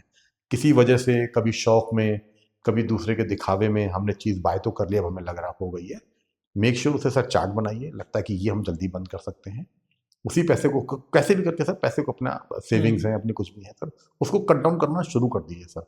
मैक्सिमम 6 महीने लगेंगे सर, उसका ईएमआई बिल्कुल ट्रैक पे आ जाएगा सर। इंश्योरेंस का क्या रोल है होम लोन्स में, कि वो लेना चाहिए या नहीं लेना चाहिए? लेना चाहिए सर। देखो इंश्योरेंस इंडिया में अभी भी फोर्सफुल्ली सेल होता है, इसलिए लोगों को बड़ा और ये पेनफुल होता है क्या सर। है होम लोन इंश्योरेंस? अब इसमें भी 3 4 5 तरह की चीज़ें कवर होती हैं कि भाई प्रॉपर्टी भी कवर हो रहा है और इंश्योरेंस में वो आपको हेल्थ इंश्योरेंस भी कवर कर रहे हैं, आपकी लाइफ इंश्योरेंस भी कवर कर रहे हैं। जो पहले बोला गया कि सर एक बार ब्रांच जरूर विजिट करिए वाइल अवेलिंग अ लोन वाइल साइनिंग एग्रीमेंट, तो सर आप इंश्योरेंस के बारे में, बल्कि मैं कहूँ बैंक पिच करे, आप पूछो कि भैया मुझे इंश्योरेंस भी लेना और इंश्योरेंस में क्या क्या फीचर्स है। हाँ, ये सारे काम ब्लैक एंड व्हाइट में करें, तो आप ब्लैक एंड व्हाइट में कोई हाथ पे लिख के देगा नहीं, आप उसे सारी चीज़ें डॉक्यूमेंटेड मेल पे कराइए कि भाई मेरा अगर लोन एक्स अमाउंट का है तो मेरा प्रीमियम कितना बनेगा। बहुत माइनर प्रीमियम बनता है सर, अगर वो 1 लाख रुपए की ईएमआई बन रहा है तो उसके 1 या 2 हज़ार रुपए का इंश्योरेंस की ईएमआई आती है। अच्छा, बैंक उसको भी फंड कर देता है, प्रीमियम तो लगेगा लगेगा, लेकिन क्या बैंक ने उसको भी फंड कर दिया है। तो फॉर एग्जाम्पल उसने 1 करोड़ का लोन लिया और उसकी 1 लाख की ईएमआई है और इंश्योरेंस प्रीमियम उसकी एज के हिसाब से बन रहा है 2 लाख रुपए, तो उसका लोन अब 1 करोड़ 2 लाख हो जाएगा। ऑल्दो उसे 2 लाख में भी इंटरेस्ट पे करना है लेकिन उसके लिए ईज हो गया है। देखिए भगवान न करे कभी किसी को जरूरत पड़े, लेकिन सर जब जरूरत पड़ती है ना तब ये इंश्योरेंस बहुत काम आता है। और देखो मैंने अपने कैरियर में सर 5-10 ऐसे लोन है जो मुझे सेटल कराने पड़े हैं, तब महसूस होता है इसका फायदा कितना है और उस फैमिली को कितना पेन हो रहा था, जिसकी वजह से हल्का सा सर देखिए उस बच्चे की, उसके आदमी की, उसके लेडी की जो इंश्योर्ड है उसकी कमी तो कोई नहीं पूरी कर सकता है सर, लेकिन एक जो पीछे लाइबिलिटी छोड़ के गए अगर बैंक उसको भी कवर अप कर पा रहा है तो ये बहुत अच्छी चीज हो गई है। नहीं, इसमें इसका रोल बेसिकली होता क्या है कि मतलब कोई अगर to cover your loan liability after you, अगर आप नहीं हो तो पीछे से आपका लोन नहीं पे कर। लेट से किसी ने 2 करोड़ का लोन लिया और उसने इंश्योरेंस करा रखा है और बाय एनी चांस वो अब नहीं है तो वो लोन कवरेज उसे इंश्योरेंस कंपनी से वापस मिल जाएगा सर। तो लोन उसको मतलब जो भी पेंडिंग लोन होगा वो क्लियर जीरो हो गया वो जीरो हो गया सर। और अच्छा प्रॉपर्टी पेपर जो उसके लीगल हियर होंगे, उसकी वाइफ हैं, अच्छा उन्हें हैंड ओवर उसके बच्चे, उनको हैंड ओवर तो कर लेट से 2 करोड़ का लोन था उसने अगर 50 लाख पे करा है अभी तक और हाँ, उसके बाद वो नहीं है तो तो 1.5 करोड़ का 1.5 करोड़ जो रुपए लोन है वो बैंक बियर करेगा बैंक पे करेगा उस इंश्योरेंस की वजह से। उस इंश्योरेंस तो वजह आई से। थिंक ये तो बहुत मोस्ट इंपॉर्टेंट बहुत पार्ट है अच्छी किसी भी चीज़ है। लोन। हाँ, कस्टमर को यहाँ पर जो ब्रांच विजिट करने की बात बोली गई है, कई बार बैंक इंश्योरेंस करने के लिए कस्टमर को पिच करती है कि सर आप इंश्योरेंस जरूर लीजिए। कस्टमर अनमने मन से, अधूरे मन से लेता तो बैंक कई बार 50% इंश्योरेंस कवर कर देती है कि चलो अच्छा सर आप 2 करोड़ का लोन ले रहे हो, 1 करोड़ का इंश्योरेंस करा लो आप। सर ऐसा कभी नहीं कराना चाहिए सर। अगर फुल इंश्योर नहीं, आप टेन्योर तो कम कर लो। जैसे आपने टारगेट लिया कि संजय जी मैं 5 साल में लोन बंद कर दूंगा, तो आप 4 साल का करा लो, 6 साल का करा लो, 5 साल का करा लो, जो आपके लिए एक्सपेक्टेड है। हो सकता है आपका लोन 7 साल चले, लेकिन आप जितने दिन कवरेज रहेगी एटलीस्ट फुल तो कवर रहोगे सर। आपने सर करा भी लिया, भगवान अगर लेकिन ऐसी वो इंसिडेंट हो गया कि जब इंश्योरेंस की जरूरत पड़ गई है सर, तो सर 50 लाख वहां चले गए थे सर, 1 करोड़ बैंक ने दे दिए तो भी 50 लाख फंसे रहेंगे सर। तो लाइबिलिटी तो फैमिली के ऊपर तब भी छोड़ के चलेगा ही सर। तो आप उससे करना ना, या तो इंश्योरेंस नहीं लीजिए कि नहीं कुछ भी होगा मैं लाइबिलिटी मेरी फैमिली बियर करेगी कि आपके पास प्रॉपर्टी तो है सर, इसलिए नहीं है। लेकिन अगर आप इंश्योरेंस ले रहे हैं तो मेक श्योर आप पूरे अमाउंट का लें। लेना चाहिए या हाँ लेना चाहिए या नहीं लेना चाहिए, जरूर लेना चाहिए सर। कि सर इंश्योरेंस वो थोड़ी तरह हम इसलिए ले रहे हैं कि ट्रैफिक पुलिस रोक लेगा सर। जिन फैमिली के लिए आपने घर बाय किया हुआ है, जिनके उन्हीं के ऊपर लाइबिलिटी छोड़ के जा रहे हैं सर, ये तो बहुत गलत चीज होगी। ये तो बहुत अच्छी एडवांटेज बहुत अच्छी चीज है और आई थिंक सबको लेनी चाहिए सर, लेनी चाहिए सर। इसके बिना तो लोन लेना नहीं लोने सर हम लोग यहाँ यहाँ पर है सर, जितने भी ये शांग भाई जो आपकी जैसी जनरेशन है सर, वो मुझसे पहले पूछती है सर इंश्योरेंस प्रीमियम क्या क्या है, कवरेज क्या क्या है, मुझे मेल पे भेजिए। वो मेल पे ओके करती है, फिर मुझसे फॉलोअप करती है कि संजय जी मुझे अभी इसका पॉलिसी डॉक्यूमेंट नहीं आया सर। वो अपने रिकॉर्ड में लगा के रखते हैं। कई बार मैंने उनकी फाइलें देखी है सर, उनके पास लोन एग्रीमेंट नहीं मिलता लेकिन उनके पॉलिसी का डॉक्यूमेंट होता है। वो इस बात का अवेयर है कि सर मैंने अपनी फैमिली के लिए, अपने माँ बाप के लिए सर ये घर बनाकर दिया हुआ है, तो मैं अपने बाप को परेशानी में छोड़ के थोड़ी जाऊंगा। वो इसका मतलब ये नहीं कि वो जा रहे हैं, but they are taking precautionary sir. तो प्रिकॉशनरी कोई बुराई नहीं है सर। तो ये जो इंश्योरेंस है ये मान लो कि कोई ईएमआई पे नहीं कर पा रहा उसमें भी हेल्प करता है या कुछ उस टाइप कंपनीज का हैं भी सर, होता कुछ कंपनीज हैं सर जिसमें ये ले ऑफ पे करता है। अगर आपकी कंपनी बंद हो गई है सर, आप बीमार पड़ गए हैं सर, और बीमारी के भी सर 2-3 अलग अलग मोटिव हैं सर। ऐसा कुछ एक्सीडेंट हो गया है कि सर आपको 2-3 महीने बेड रेस्ट पे रहना पड़ेगा, उस केस में बैंक ईएमआई पे करते हैं लेकिन वो एक्सेप्शन है सर। तो उस चीज पे ना जाके, लेकिन ये मान के चल रहा है if something happens to you कि जिसमें आप बिल्कुल ही काम करने लायक में, अभी बहुत सारी सर, एक तो सर होता है उसमें मेडिकल की करीब है 30-35 बीमारियां हैं, केवल वो डायग्नोज हो जाए, इवन आप सर्वाइव कर गई हो सर, आप हो यहाँ पे डायग्नोज हो गई, हार्ट अटैक आपको आ गया सर, आपका पूरा लोन वेव ऑफ हो जाएगा सर। आपको लॉस ऑफ लिम्स हो गया है सर, जरूरी नहीं कि आपकी डेथ हो सर। कोई ऐसी सर है कैंसर डायग्नोज हो जाए, मतलब ऐसी हो जाए जिसमें सर जो सीवियर मानी गई है कंडीशन सर, बैंक लोन उसमें वेव ऑफ करता है सर पूरा आपको। आप सर्वाइव भी कर रहे हो, आप काम भी कर रहे हो, आप पूरी जॉब भी कर रहे हो, बट आपका लोन वेव ऑफ हो जाता है सर। तो बहुत अच्छी फैसिलिटी है। और इसमें ऐसा भी है कि जैसे मान लो कोई लोन इंश्योरेंस के टाइम पे कोई नेचुरल डेथ कवर होती है, एक्सीडेंट डेथ कवर नहीं होती, ऐसा कुछ भी होता है? नहीं, सारी कवर सर। अगर डेथ है तो फिर any kind of death cover है। इवन आफ्टर 1 ईयर कुछ बैंक तो सुसाइड भी कवर करते हैं, जबकि देखा जाए तो प्लान हो गया है सर, लेकिन वो तब भी कवर करते हैं सर उसको। अब भगवान अगर, मैं तो खुद कहता हूँ सर, किसी कस्टमर को कभी इंश्योरेंस कवरेज लेने की जरूरत पड़े, इंश्योरेंस लेना चाहिए नहीं लेना चाहिए ये एक अलग सब्जेक्ट, जरूर लेना चाहिए। लेकिन कब मैं खुद नहीं कहता हूँ सर, उसकी फैमिली को सर, उसकी कमी को तो सर पूरी जिंदगी लग जाएगी, नहीं कोई पूरी कर तो पाएगा। कोई केस आपने ऐसा सुना है जिसमें लोगों ने जानबूझ के ऐसा करा हो? नहीं, ऐसा कभी नहीं होता सर। सर होम लोन बहुत मेच्योर पाएंगे सर, कभी कोई नहीं करता है सर, बहुत मेच्योर पाएंगे सर। मेच्योर आदमी होम लोन कहते हैं, घर कभी just to get the amount या ऐसा कुछ करा? कुछ भी नहीं सर, बिल्कुल नहीं, बिल्कुल नहीं, और ऐसा होता भी नहीं है सर। होम लोन सर क्या ना मेच्योर पाएंगे सर, जो खरीदने वाला होता है वो एक समझदार व्यक्ति होता है सर, परिवार जुड़ा हुआ होता है सर, परिवार वाला होता है, तो ऐसी गलतियों कभी करते ही नहीं है सर। सर वो अमाउंट उसने 2-4-6 महीने में, साल 2 साल में, तो बैंक को सर वैसे उतार देना, तो उसके लिए सर ऐसे गलत स्टेप थोड़ी उठाएगा वो सर। और आपको लगता है इंडिया के अंदर लोग विदाउट अवेयरनेस लोन ले रहे हैं आजकल? ये तो सर अवेयरनेस तो नहीं है सर। अभी भी सर वही जो आपने सबसे पहले पूछा था कि what is the difference between bank and NBFC, बस मैंने सुना है सर, मेरे पास आज तक कोई पेपर में एक पॉइंट नहीं पेन डाउन कर पाया। मैं उनसे 5 पॉइंट बोलता हूँ सर पेन डाउन कर दो, एक पॉइंट नहीं हो रहा है। अवेयरनेस सर बिल्कुल जीरो है सर, बिल्कुल जीरो है सर उनको। तो उसके लिए क्या करना चाहिए? गूगल कम करना चाहिए सर, लोग गूगल ज़्यादा कर लेते हैं सर। लोन एक मेरे मतलब कॉलेज टाइम पे या स्कूल टाइम पे इनफैक्ट हम लोगों को सिखाया जाता था कि जिस तरह एज के हिसाब से ज्ञान होना अच्छी बात है, एज से ज़्यादा ज्ञान होना भी नुकसानदेह है। तो गूगल से कस्टमर वो इन्फॉर्मेशन गैदर कर लेता है जो उसकी ज़रूरत की नहीं होती है। तो believe in a bank sir. हमने कहा सर बैंक बस आखिरी दिन बैंक में विजिट करिए सर, आपका लोन सेंक्शन हो गया। अब ये बात आ गई कि आज लोन का एग्रीमेंट साइन होना है और सारे bank door step service provide कर रहे हैं सर, हम आपके घर पे साइन करेंगे। अगर आपके लिए पहला लोन है और आपको लगता है कि मुझे नॉलेज नहीं है, मैं रिक्वेस्ट करूंगा सर, बजाय बाद में परेशान होने के आज 1 घंटे निकालो कि भाई तेरी ब्रांच कहाँ है, मैं ब्रांच पे आके साइन करूंगा, मैं ब्रांच आता हूँ तेरे, उसके ब्रांच जाइए, वहाँ डॉक्यूमेंट साइन करिए, आप देखिए आपको बिल्कुल प्रॉब्लम नहीं होगा सर। आप बड़े आराम से सर, कभी भी लोन अगर आप 1 साल चलाओगे, 10 साल चलाओगे, पूरे 20 साल चलाओगे, कभी भी लोन में कोई प्रॉब्लम नहीं, किसी भी लोन में हो, चाहे ऑटो लोन हो, पर्सनल लोन हो, हमारा बिजनेस लोन है या हमारा होम लोन हो सर, कोई भी लोन में कभी प्रॉब्लम नहीं आएगी। सर उसे मालूम भी कुछ नहीं होता, बाद में कहता किस ब्रांच में जाए, फिर वो ब्रांच में आता है, वो कहते नहीं सर ये तो हमारी सेल्स ब्रांच है, हमारी डिसबर्सल ब्रांच दूसरी है और आपको कस्टमर के ब्रांच के लिए इस ब्रांच जाना पड़ा। फिर कस्टमर वो पैनिक होने लगता है, सर आदमी है आजकल टाइम तो है नहीं है, वो कह रहा है मैं 3 दिन पहले यही पता करता हूँ तेरी ब्रांच कौन सी है। फिर वो ब्रांच पहुंच जाता है एक दिन कस्टमर के ब्रांच में, कहता है नहीं सर सॉरी सर ये तो 10 to 2 की ब्रांच है, आप 2:30 बजे आए हुए हो। तो वो कहता है कि बैंक वाले परेशान करते हैं। मैं तो कहता सर एक बार 15 मिनट निकालो, कलेक्ट ऑल द इन्फॉर्मेशन और सर देखो उसका कितना आसानी से काम हो जाएगा सर। मैक्सिमम चीज़ तो धीरे धीरे ऑनलाइन होती चली जा रही है, लेकिन मान लो ऑनलाइन नहीं भी है, मैं अभी भी कस्टमर को सर, सारे कस्टमर बोल रहा हूँ सर, जब कभी पार्ट पेमेंट करिए ब्रांच विजिट करके करिए सर। आप एक अच्छा अमाउंट पार्ट पेमेंट कर रहे हैं, 10 लाख 20 लाख 50 लाख, ऐसे ऐसे लोगों से उन्होंने 1-1 करोड़ रुपये पार्ट पेमेंट किया है, तो मैं ऑनलाइन कर दूँ क्या, कर सकते हैं, बैंक ने फैसिलिटी बनाई। बट रिकमेंडेशन होता है कि सर बैंक में जाके पूछें मेरा लोन कितना बचा हुआ है, किस रेट पे चल रहा है, अभी मैं ये करता हूँ तो मेरी ईएमआई में क्या इम्पैक्ट आएगा, मेरे टेन्योर में क्या इम्पैक्ट आएगा। वो खुद बोलेगा आके कि यार बैंक से बड़ा अच्छा काम हो गया, मैं बिल कराए थे बैंक का तो एनवायरमेंट भी बहुत अच्छा था, मेरा 15 में काम हो गया, आधे घंटे में काम हो गया, और ये उसके लिए फायदा रहेगा। कोई ऐसा मिथ है जो आज आप क्लियर करना चाहते हो, लोन लेने जो लोग लेने जाते हैं, कोई ऐसा मिथ जो लोगों को लगता है लोन लेने से पहले? वो आप वैसे पहले पूछ ही सके, what is the difference between bank and NBFC. कोई मिथ नहीं है सर। नहीं, कोई और मिथ ऐसा जो लोग लेने जाते हैं कि लोग लोन से डरते हैं, या जैसे काफी लोग बोलते हैं नहीं नहीं भैया लोन नहीं लेना जी, कोई ऐसा मिथ?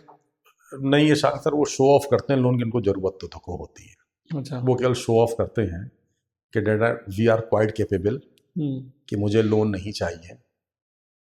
कई बार ऐसा मैं कहीं बैठा हुआ होता हूँ, उनको एक्चुअल में लोन चाहिए होता है, तो वो उस जिस कम्युनिटी में हम लोग बैठे हुए होते हैं, नहीं यार लोन की क्या ज़रूरत, क्या है, प्रॉपर्टी तो नहीं की तो है, लेकिन वो ड्यूरिंग द मीटिंग वो नंबर एक्सचेंज कर लेते हैं और बाद में मुझे फ़ोन करते हैं कि संजय भाई इसको बताना नहीं यार, कर दो मेरा लोन आके। तो ऐसा कुछ नहीं। तो सर लोन सभी को चाहिए सर, वो एक्सेप्ट भले ही ना करें सर, लेकिन लोन चाहिए सर। तो कोई ऐसी स्टोरी जो आपके साथ हुई हो लोन लेने टाइम, जो कोई ऐसा फैमिली को आपने हेल्प किया हो, या कोई ऐसी स्टोरी, सक्सेस स्टोरी? देखो 2-3 चीज़ें हुई हैं बड़ी, मतलब आप मिरेकल बता रहे थे वाली। आपने एक सेलिब्रिटी का किसी का लोन किया था। सर ऐसे देखो 3-4 लोग हैं, लेकिन सर मतलब मैंने जब अभी तो सोशल मीडिया बहुत एक्टिव हो गया है, जब मैंने जैसे ही आईसीआईसीआई बैंक ज्वाइन किया था, एक बड़े मशहूर क्रिकेटर थे सर, मैंने उनका लोन किया था सर। किनका? सर नाम के लिए मना करा जाता है अच्छा लोगों अच्छा, को, हाँ फिर? हाँ, मतलब ये कहते हैं सर वो आप इसको एनकैश नहीं करेंगे बाद में। अभी रिसेंटली मैं लास्ट ईयर एक सर, मतलब इंडिया की टॉप रिनाउंड सेलिब्रिटी है सर, तो वो उन्होंने एक प्रॉपर्टी सेल करी थी, उसमें वो सेलर थे, तो जिन्होंने दिल्ली में लोन लिया था मैंने उनको असिस्ट किया था सर, तो हमसे उनसे मिलने सर मैं बॉम्बे गया हुआ था सर, उसके लिए हो गया है सर। एक और भी बहुत सर मतलब फेमस क्रिकेटर थे सर, तो उनका लोन मेरे पास में आया था, ये मैं बात कर रहा हूँ शायद 7 या 8 में। ऑल तो फिर उन्होंने वो प्रॉपर्टी कैश में बाय कर ली, लेकिन टिल डेट सर 17-18 साल हो गई हैं, तो एटलीस्ट 2 से 3 बार साल में सर उनका मैसेज आता है, happy new year Sanjay, happy Deepawali Sanjay, ऐसे में रिटर्न कर देता हूँ सर। अब इंडिया से एशिया कप जीती सर, तो सर ग्लैड टू सी, तो ऐसे उनका भी रिप्लाई आया, Sanjay yes I am just watching a TV, और तो अच्छा लगता है सर कि ये लोग हैं। तो ये 2-3-4 लोग ऐसे हैं जिनके लिए सर काम करा हुआ है। अब स्टोरी वाली बात बताता हूँ सर, यशांक भाई ये सबको सुनना चाहिए, देखना चाहिए। ये 2 से 3 साल पुरानी बात है। देखिए स्टोरी तो वैसे बहुत सारी हो गई कि ऐसा लोन हुआ है कि, लेकिन केयर करने वाली बात मैं बताता हूँ सर। कोई एक लोन मेरे पास में आया कि संजय भाई I am looking for healthy amount, वो मांग रहे थे सर। उससे कितना हेल्दी, मतलब आइडिया? 6 करोड़ का उन्होंने लोन लिया था सर, प्रॉपर्टी कॉस्ट अराउंड करीब 10 करोड़ की थी सर। जब मैंने उनके डॉक्यूमेंट देखे सर, उनके डॉक्यूमेंट मुझे बहुत अच्छे लगे, डॉक्यूमेंट उनके स्ट्रॉन्ग डॉक्यूमेंट्स थे, तो उनको मुझे 6 करोड़ का लोन लेने में मुझे कोई भी प्रॉब्लम नहीं दिख रहा था।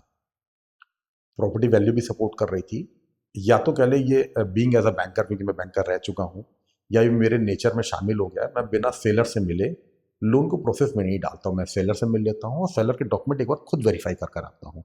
अगर इस बीच में इसका फ़ायदा ये भी मिलता है तो मैंने सारे डॉक्यूमेंट देख लिए होते हैं, मैं सेलर से मिल लिया होता हूँ, तो प्रोसेस कराने में आसानी होती है। बैंक 2 बार वैल्यूएशन के लिए जाता है, लीगल के लिए कई बार डॉक्यूमेंट मांगने पड़ते हैं। अगर मुझे उसी समय कोई कमी दिख गई तो मैं कस्टमर को बोल देता हूँ कि सर ये कमी रह गई है, या सीधे सेलर को बात होनी होती है, सेलर को मैं बोल देता हूँ। तो मैं उनके सर पेपर देख कर आ गया, मुझे सारे पेपर कंप्लीट लगे, सब कुछ ओके लगा। पता नहीं मन में क्यों ऐसा एक हिचसा आ रहा था, मैंने कस्टमर को रिक्वेस्ट किया और कि अगर इफ़ यू अलाउ मी, ये मैं बैंक 2 जगह फाइल प्रोसेस में डाल दूं क्या? कहते हैं संजय जी आपको कोई प्रॉब्लम नहीं? हमने कहा भैया प्रॉब्लम नहीं है, बट ये मेरे मन का एक थॉट आ रहा है। कहते हैं आप 2 जगह प्रोसेस कर दो। कहते हैं फ़ायदा क्या, नुकसान क्या है? हमने सर फ़ायदा देखो मुझे ऐसा कुछ नहीं, नुकसान ये है कि आपको दोनों जगह लॉगिन फीस जाएगी। भाई दोनों नॉर्मली 1,000 रुपये लॉगिन फीस होती है, तो 1,000 रुपये का आपका नुकसान है। भाई इवेंचुअली लोन तो हम एक ही जगह से लेंगे। कहते हैं संजय बात तो ठीक है, बट फिर भी अगर आपके मन में आ रहा है तो प्रोसेस शुरू कर दो। सर हम लोगों ने प्रोसेस शुरू कर दिया है। अब वेरी फाइन डे मुझे मालूम चलता है कि इस पे कैनरा बैंक से लोन चल रहा है सर अभी। अच्छा। तो जब और सिविल को मतलब सर बैंक प्रॉपर्टी सर्च करती है, सरसाई मतलब है, जैसे हम लोगों का सिविल होता है ऐसे प्रॉपर्टी सिविल इज नोन है सरसाई। तो उसमें एक सरसाई का चार्ज चढ़ा हुआ है। अच्छा जी, सरसाई का चार्ज चढ़ा हुआ है। तो जब और उसको डिग किया गया तो मालूम चला ये लोन 2009 का था और सिंडिकेट बैंक से था। तो हम लोग आपस में ब्रांच के अंदर बैठ के ये प्लान कर रहे थे कि प्रोबेबली ये लोन 2009 में लिया गया होगा, उसके बाद रीपे ऑफ हो गया होगा। रीपे ऑफ होने के बाद में ये चला शायद जाएगा। सिविल में अपडेट रहना बाकी कर गया है। फिर मैं बात करते करते कैनरा बैंक की हेड ब्रांच में पहुंच गया, गाजियाबाद में थी। मैंने उनसे बात किया, उन्होंने भी बहुत सपोर्ट किया। कहते संजय जी कोई बात नहीं, ये मिस्टेक हुई है, मुझे ऐसा लग रहा है ये मिस्टेक हो गई है और मैं सिविल को मेल लिख देता हूँ, ये 2-3-4 दिन के अंदर मैक्सिमम विद इन अभी ये अपडेट हो जाएगा। उन्होंने मेरे सामने मेल लिख दिया सर, हम लोगों ने बड़े अच्छे से बात हुआ, वी हैड टी कॉफ़ी इधर उधर की बात। मैं वहाँ से वापस आ गया। फिर मैंने उनको 3-4 दिन के बाद किया कि सर कुछ हुआ क्या? कहते नहीं संजय रिप्लाई तो कोई नहीं आया, लेट्स वेट टिल मंडे। मैंने कहा ठीक है चलो सर। मंडे भी आ गया, उनका कोई रिप्लाई नहीं आया, बट उनका ये फ़ोन मतलब रिप्लाई रिगार्डिंग सिविल नहीं आया, रिप्लाई आया संजय आज ब्रांच जाके मुझे मिल लो आप। कोई बात नहीं सर, मैं ब्रांच आ जाता हूँ। मैं ब्रांच चला गया सर उनसे मिलने।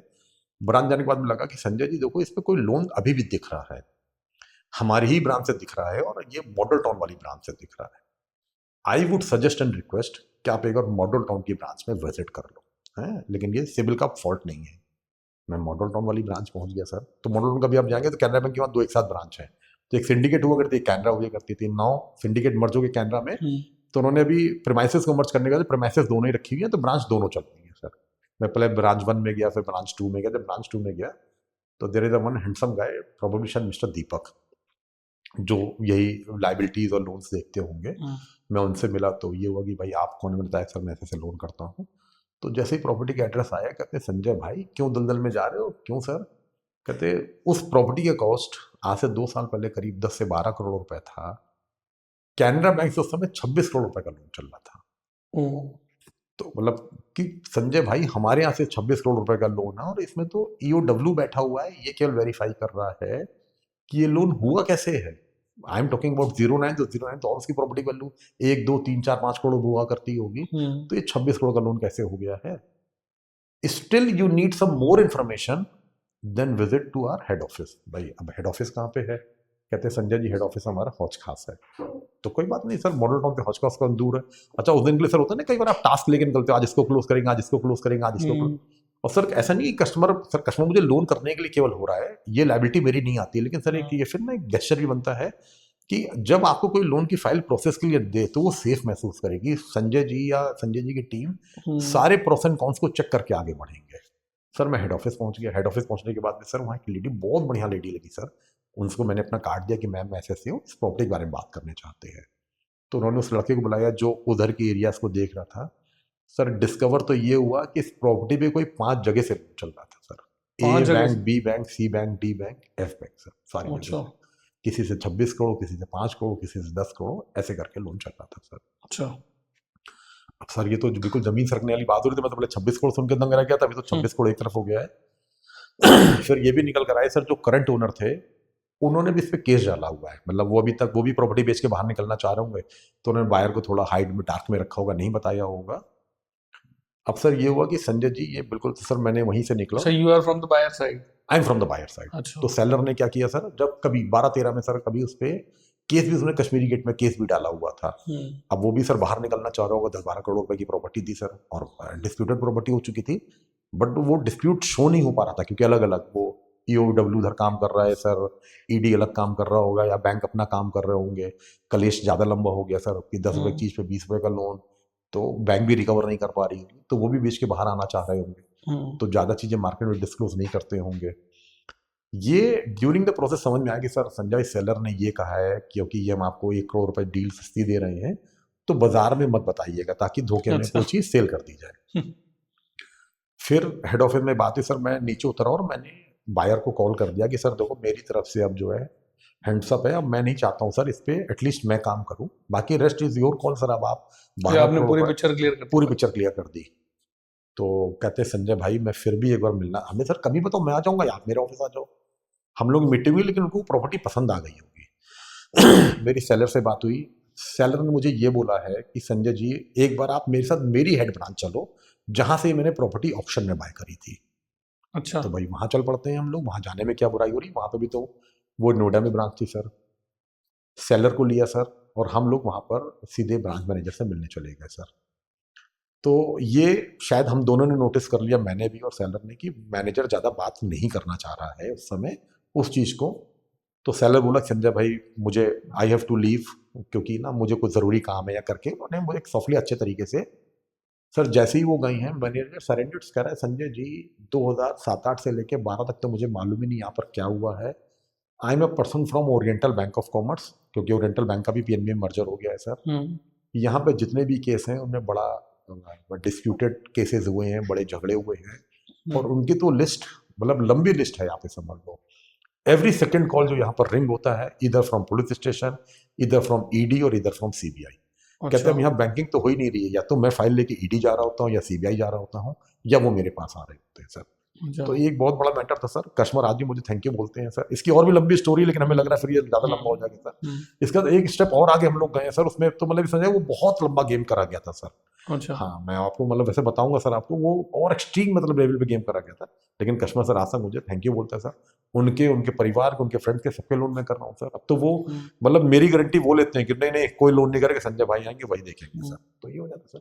They feel very much happy sir. Property value भी 2x हो गई सर जब से ली थी। चलो वो तो चांस की बात हो गई सर, प्रॉपर्टी प्राइस बढ़ना था। नहीं सर वो दूसरी प्रॉपर्टी फिर उन्होंने बाय करी, वो तो सर प्रॉपर्टी उन्होंने ड्रॉप कर दी सर उसके बाद। और मुझे लगता नहीं वो प्रॉपर्टी आज तक शायद बिकी होगी सर। देखो वो मेरा पार्ट नहीं है सर, लेकिन एटलीस्ट वो सेव हो गई सर। बहुत सारे केसेस ऐसे हैं जिसमें कस्टमर एलिजिबल था, उसका लोन नहीं मिल पा रहा था सर, उनका मैंने लोन करके दिया हुआ है सर। सर वो लोग मुझे अभी भी याद है सर, हमारे बल्कि इनफैक्ट मेरे सीए साहब हैं, मुझे उनके लोन में कोई चैलेंज नहीं दिख रहा था कि लोन में कोई चैलेंज है। उनके इनकम डाउन उतने अप्रोप्रिएट थे जितने होने चाहिए थे। तो लेकिन ये होता कि भैया लोन आपका होगा इस तारीख तक ही, आप उससे पहले तो मैं देखते तो बड़े इम्पेशेंट हो जाते थे, संजय भैया हो जाएगा ना, मैंने बहुत पैसे दे दिए। तो उन्होंने क्या कहता अपना प्रॉपर्टी बेच दिया है और वो वाला प्रॉपर्टी खरीदना है जिसके लिए लोन मुझसे मांग रहे हैं, उसका लोन उनकी नज़र में भी हुआ नहीं है। मुझे दिख रहा है कि लोन होके रखा हुआ है, बट जो डॉक्यूमेंटेड काम है वो इसी डेट को होगा सर। वो कुछ चीज़ें हैं तो सर वो उस बात को भी करीब मेरे ख्याल में 7-8 साल हो गए हैं सर। हमारे सीए साहब और उनकी भाई मुझे आज भी थैंक यू बोल कहती संजय भैया हम तो 5-7 दिन हम लोग इतने, लेकिन मैं आपको कूल देख के निश्चिंत रहते थे। तो ये क्या होता सर, जब कस्टमर जैसे आप किसी चीज़ के लिए बड़े एफर्ट्स करते हैं, it is just like a man of the match कि आपने 100 रन बनाए, टीम भी जीत गई और आपको अवार्ड भी मिल गया सर। तो कस्टमर बता के थैंक यू बोलते इतना ही काफ़ी चाहिए सर, इतना ही काफ़ी है सर। कस्टमर बोल दे कि sir you did it very well, तो हम लोग लगता है सर सारा पसीने का जो है सर वो मेहनत का सर ऐसा लगता है बस आनंद आ गया सर। और मोदी गवर्नमेंट के आने से पहले और मोदी गवर्नमेंट के आने के बाद आपको लगता है कि वे ऑफ डूइंग बिजनेस और वे ऑफ गिविंग लोन्स और एक जो इंटरनल वर्क होता है लोन के थ्रू वो चेंज हो गया है या बेटर हुआ है या कम हुआ है? मैं लोन की बात बताऊंगा और इंडियंस की पावर की बात बताऊंगा। ये शांत सर मुझे ना बाहर जाने का मौका बहुत मिलता है। तो बिफोर 14 जब हम लोग इंडिया के बाहर जाते थे, पर्सनली मैं ऐसा फील करता नहीं क्योंकि उन्होंने मुझसे कोई डिसरिस्पेक्ट करी है, बट वो इंडियंस को बहुत अच्छे में नहीं लेते थे। मतलब बिफोर 14 मतलब ऐसे कह सकते थे हम लोग अपने ले मैन लैंग्वेज में हल्के में लेते थे सर। अभी 14 के बाद आप जाओ एटलीस्ट ईस्टर्न कंट्रीज में सर, आप एशियन कंट्रीज में, तो इंडियंस को बहुत वेट से लिया जाने लग गया है। और मैं सर मेरे साथ कई बार ऐसा हुआ है कि वो मेरे पासपोर्ट पे स्टैंप लगा रहा है, इमिग्रेशन की स्टैंप ना, तो अपने साथ बोलता है मोदी मोदी। वो हाँ मुझे सर। इंडियन नहीं बोलता है, ना मेरा नाम लेता है, ना मेरे पीछे वो ये वर्ड यूज कर रहा होता है, मोदी मोदी, मतलब सर। हाँ। तो मोदी गवर्नमेंट आने के बाद में सर इंडियन का सर पावर बढ़ा तो है वर्ल्ड वाइड सर, आप इसमें नेशन में भी बहुत बड़ा हुआ है sir. In terms of Modi government सबसे ज्यादा काम कर रही है सर होम, मतलब घर के, कि हर आदमी के पास अपने घर हो, अपनी छत हो, आप ये समझ लीजिएगा। एक किसी चीज पे मैं भी मोदी जी के साथ लगने की कोशिश कर रहा हूँ सर। ये ड्रीम है, मतलब मैंने 2024 में बोला था कि बाई नेक्स्ट 2034 हर इंडियन के पास अपनी छत होगी होगी सर। तो मोदी गवर्नमेंट उसे बहुत अच्छे से काम कर रही है सर, वो घर बनाने का काम कर रही है सर, लोन कराने का काम हम जैसे लोगों का काम है सर। और गवर्नमेंट लिबर्टी दी है सर कि हर आदमी का घर बन सके सर। देने की नीयत सर हम लोगों की होनी चाहिए, जिसने लोन लिया ना सर, नीयत तो देखो हमें ही करनी पड़ेगी ना। गवर्नमेंट हमें घर भी बनवा के दे, घर लेने में भी हेल्प करे, बैंकों को लिबरल कर दे सर, हमारी ease of doing business sir, हमारी सर इनकम भी बढ़ा दे सर। लोग देखें तो कितने ही लोग शोर मचाते हैं ना सर, अपने 2000 पहले की बैलेंस शीट दे दें, 2014 से पहले का अभी की बैलेंस शीट दे दें, अभी उनका स्टाइल ऑफ लिविंग देख लें और अभी स्टाइल ऑफ लिविंग देख लें सर। मैं काम भी ना करना चाहूँ सर, गवर्नमेंट को कोसता रहूँ, तो ऐसे नहीं होगा सर। आप देखेंगे सर तो 2034 तक सबका घर होगा सर। तो मोदी गवर्नमेंट इसमें बहुत अच्छे से काम कर रही है, बहुत अच्छे से गवर्नमेंट काम कर रही है sir. And you have also been doing international loans, Dubai में भी आप लोन जी जी। करते हो और बाकी जगह भी करते हो। तो इंडिया में लोन और दुबई में लोन क्या डिफरेंस रहता है कि नहीं डिफरेंस देखो, India is always better sir, but Dubai थोड़ा प्रोफेशनली है, बस इतनी बात है सर। अच्छा, हाँ, दुबई इज डूइंग थोड़ा प्रोफेशनली सा सर। मुश्किल है दुबई में लोन लेना या इजी है? नहीं ईज तो वहाँ पे भी खूब है सर, बस मान लो लेकिन किसी ये होता है इंडियंस को लोन लेना हो दुबई में तो जैसे सर यहाँ खूब आराम से मिलता है सर, खूब आराम से अच्छा, मिलता है सर। उनकी बैलेंस शीट थोड़ी ठीक होनी चाहिए, मतलब वो सर भी वहाँ सिविल के बेसिस पे मिलता है? सिविल तो है ही सर, वहाँ पर बैंकिंग बहुत ज्यादा काउंट करते हैं वो लोग, कि आपके यहाँ पे बैंकिंग प्रैक्टिस क्या है भाई। आप हमसे प्रॉपर्टी अगर बाय कर रहे हैं तो आपकी बैंकिंग प्रैक्टिस कैसे है, बल वो केवल ये देखना चाहते हैं are you capable of repaying of loan, yes और नो। अगर आप हैं तो बहुत आसानी से देते हैं। अब जैसे यहाँ पर क्या है सर, मान लीजिएगा मुझे आपसे 6 बजे मिलना जाना था और मैं किसी वजह से 8 बजे आ पाता हूँ, तो मैं एक छोटा सॉरी बोल लूंगा और मैनेज कर लूंगा। अगर मैं वहाँ 6 बजे जा रहा हूँ, नहीं पहुंच पाता हूँ, तो ठीक है सॉरी बोल के काम तो वहाँ चल जाता है, बट वो उसको थोड़ा डिसरिस्पेक्ट मानते हैं in Dubai? In Dubai and in other countries sir. वो कहते हैं कि मतलब मैं आपके टाइम का रिगार्ड कर रहा हूँ, आप हमारे टाइम का रिगार्ड करो सर। भगवान ने, लेकिन अगर किसी को भी मिस्टेक हो जाए, सामने वाले सॉरी बोल देगा तो उसको अरे चल अगली बार ध्यान रखना। वो बाहर सर ह्यूमनिटी ग्राउंड जो है वो ऑलमोस्ट हीरो है sir. They value your time also, ऐसा नहीं कि इसके लिए वो अपने टाइम की वैल्यू कर। अगर सर वो आपको 10 बजे का टाइम देंगे तो आपके पास 10 बजे अवेलेबल होंगे सर। वो 9:59 पे आपको रिंग कर देंगे, सर आई एम हियर, अब आप बताओ नेक्स्ट स्टेप क्या है सर। अगर आपने उनको बोला कि 10 से 11 के लिए है तो सर वो 10 से 11 अवेलेबल रहेंगे, फिर वो पूरा टाइम आपको देंगे। तो ये बेनिफिट भी है सर देखो। यही reason I think they are winning, they are more ahead of us. बिल्कुल सर, इसीलिए है सर, उन्होंने टाइम को वैल्यू करना सीख लिया। वो कहते हैं 1 second is equal to 100 second sir. वो अपने 1 मिनट को 100 मिनट के बराबर मान के चलते हैं। वो कहते हैं कि अगर मैं 1 मिनट कोई काम कर रहा हूँ उससे 100 लोगों का भला होता है, तो अगर मैं 1 मिनट डिले हुआ हूँ तो 100 लोगों का भला होने में सर 100 मिनट लग गई है। कहते हैं ऐसे कोई मेरे लिए काम कर रहा होगा तो बात तो सही। अगर मैं आज एक होम लोन करता हूँ सर, अगर केवल मेरा ही भला या मेरे बायर का थोड़ी होता है सर, सारे लोग जुड़ा हो। तो मैंने अगर 1 दिन डिले किया तो सर 100 लोगों के 100 दिन डिले कर दिए ना सर उनको। तो ये तो they consider as 1 minute is equal to 100 minute. तो वो सर बिल्कुल पंचुअल रहते हैं। मैं सर ये बात, जैसे कुछ चीजें हैं सर अपने, अभी आप किसी को फोन करो वो कहेगा बस बाहर वाली रेड लाइट पे हूँ, और वो आधे घंटे तक रेड लाइट वाली बहाना करता रहेगा सर। मैं मुझे बाहर ये सब चीजें कभी फेस करने की जरूरत नहीं पड़ी। इवन इन टैक्सीज ऑल्सो, अगर टैक्सी को मैं कर रहा हूँ सर, सर कितने बजे आना है, मैंने कहा यार सुबह से 9 बजे का टाइम फिक्स हुआ है, तो सर कितने कंफर्टेबल है, मैंने कहा मैं 8:15 पे निकलूंगा। कई बार मुझे उतरने में 8:20 हो जाता है, वो 8:10 उसका कॉल आ जाता है कि सर मैं नीचे खड़ा हूँ। कितने बजे आए मुझे मालूम नहीं, लेकिन उसका 8:10 मिनट बाद कंफर्मेशन आ गई है सर। कई बार 8 बजे कर देता है कि सर मैं आ गया हूँ, आप जब देख लें। तो मुझे उतरने में कई बार 5-5 मिनट लेट हो जाता है, but they are very punctual their time sir. तो ये बेनिफिट भी है। मैंने एक बार किसी की वीडियो देखी थी, एक फॉरेनर इंडिया में आया था और he quoted that I went to India and in India everybody is running. हाँ, और तब भी वो टाइम पे नहीं पहुंचा। कभी टाइम पे नहीं पहुंचा, कहाँ जा रहे हैं ये नहीं मालूम, बस जा रहे हैं। भाग रहे हैं, सब भाग रहे हैं, लेकिन तब भी कोई टाइम पे नहीं पहुंचा आज तक। तो सर देखिए ये तो हम लोग साथ में हो ही रहा है सर। हम लोग भाग रहे हैं, फैमिली को टाइम नहीं दे रहे हैं, अपनी हेल्थ पे टाइम नहीं दे रहे हैं, अपनी फूड हैबिट्स पे टाइम नहीं दे रहे हैं। हम लोग एक्चुअल में क्या हो रहा है, we are busy without work sir. बाहर क्या हो रहा है, उसे 10 से 6 काम करना है ना, तो ही वर्क टिल 10 to 6 आप समझ लो। 6 का दूसरे अपना जो करा हुआ है। किसी को अगर स्पोर्ट्स में है सर तो स्पोर्ट्स एंजॉय कर रहा है सर, किसी को फैमिली टाइम एंजॉय करना तो फैमिली टाइम एंजॉय कर रहा है। कोई कहता है ना मैं 2 times in a day sir, मतलब 2 टाइम्स इन अ वीक में बाहर खाना खाने जाता हूँ, वो बाहर खाना खाने जा रहा है सर। फिर उसका टाइम फैमिली टाइम होता है सर, आप ये समझ लो।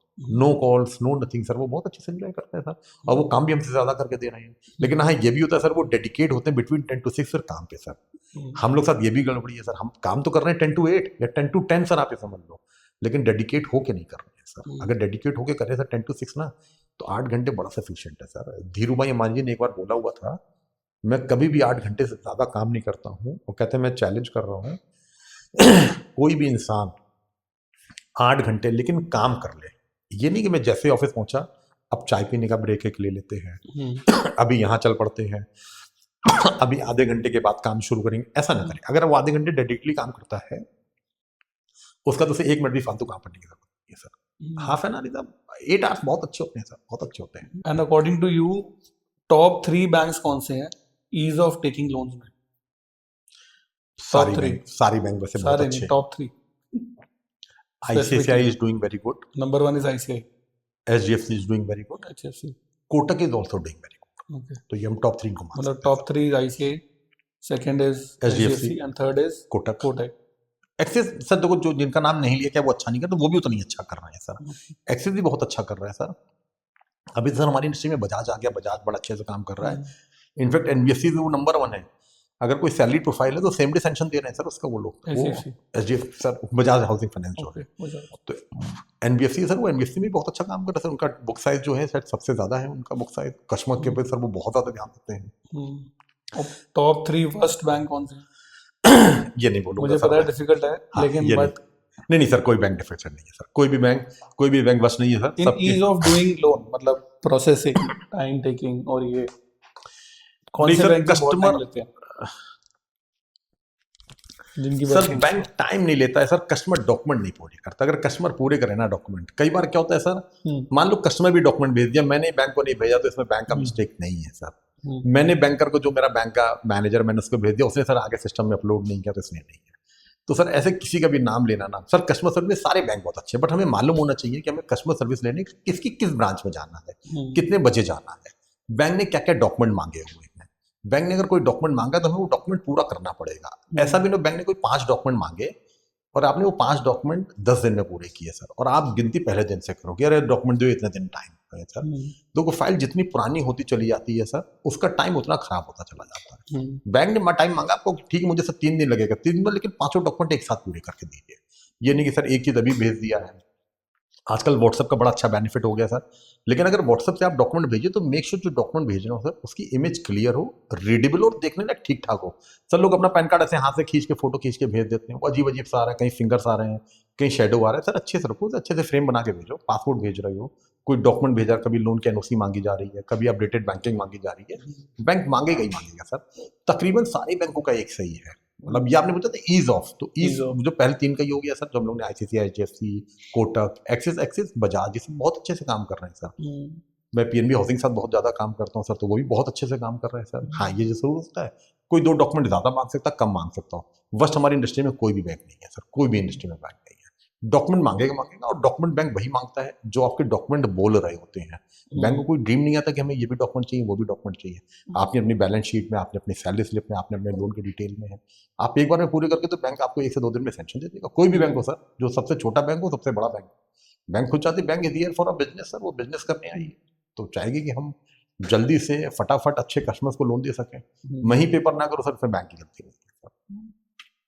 अभी जो नया GST का रेगुलेशन आई है उससे लोन पे कोई फर्क पड़ा है? नहीं, बिल्कुल फर्क पड़ेगा ही पड़ेगा। बेनिफिट हुआ है सर कस्टमर का। अच्छा, वही घर वाली बात आ गई। देखो जिंदगी में 3 ही चीज जरूरत है, रोटी, कपड़ा और मकान सर। जिसमें कभी भी आप नोटिस कर ले, मकान में सबसे ज्यादा इंडस्ट्रीज इन्वॉल्व होती है। मकान में ऐसा नहीं केवल हुआ कि मकान में घर पर इन्वॉल्व हो गया है, एक लोन वाला इन्वॉल्व हो गया, खरीदने वाला और एक बेचने वाला इन्वॉल्व हो गया सर। घर बनाने के लिए 100 चीजें इन्वॉल्व हो गई है, सीमेंट हो गया, स्टील हो गया है, ब्रिक्स हो गई हैं, और भी बहुत सारी चीजें जिनके नाम अभी हम शायद याद भी नहीं रहे, नहीं भी ले सके। फिर उसके इंटीरियर में बहुत सारी चीजें इन्वॉल्व हो, उनमें GST कम हुआ तो आपकी प्राइस कम होगी। तो हाँ, GST का सर बेनिफिट ये तो एक अंडरस्टूड है सर, अगर कोई चीज का प्राइस कम हुआ है तो हमें प्राइस कम मिलेगा ही मिलेगा। कस्टमर के लिए बेनिफिट हुआ है सर। ROI का बेनिफिट आएगा। ROI का बेनिफिट वो RBI डिसाइड करती है सर, वो मनी लेंडिंग के ऊपर होता है सर। ये जो सर अभी जैसे हम लोग रेट दे रहे हैं 7.4 से लेके बिटवीन 9% है। Different bank different categories and different CIBIL score के ऊपर दे रहे हैं सर। ये बेस्ट स्कोर है सर, 7.5 भी अगर है सर, बेस्ट रेट ROI है सर। कभी 0.25 कम हो जाए तो कोई चैलेंज नहीं है सर। मतलब 7 से 9 के बीच को मैं अप्रोप्रिएट मानता हूँ और हैंडसम मानता हूँ सर। मैंने सर देखो सबसे जो कम दिया हुआ है वो 6.95 पे दिया हुआ है। एक्सेप्शनल था सर, वो लॉकडाउन के दौरान में, क्योंकि इसमें ROI कम करना मजबूरी होती गवर्नमेंट की। और सबसे ज्यादा मैंने 12 पे बेचा हुआ है, तो 12 भी अप्रोप्रिएट नहीं है सर, 6 पर भी अप्रोप्रिएट नहीं है सर। उससे ज्यादा लोगों को PF में मिल रहा है सर, आप ये समझ लो। तो ऐसा कैसा पॉसिबल हो जाए कि मेरे डिपॉजिट से ज्यादा हो और एडवांसेस पे कम हो सर।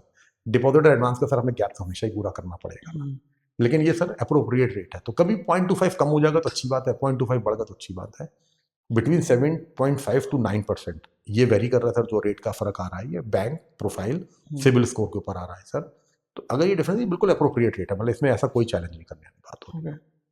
और ऐसा क्यों होता है कि जैसे दुबई में और कनाडा की बात करें तो वहाँ पे ROI 3-4% होती है, हमारे यहाँ 7-8%, 9%, 10% है। इसका मेन रीजन क्या है?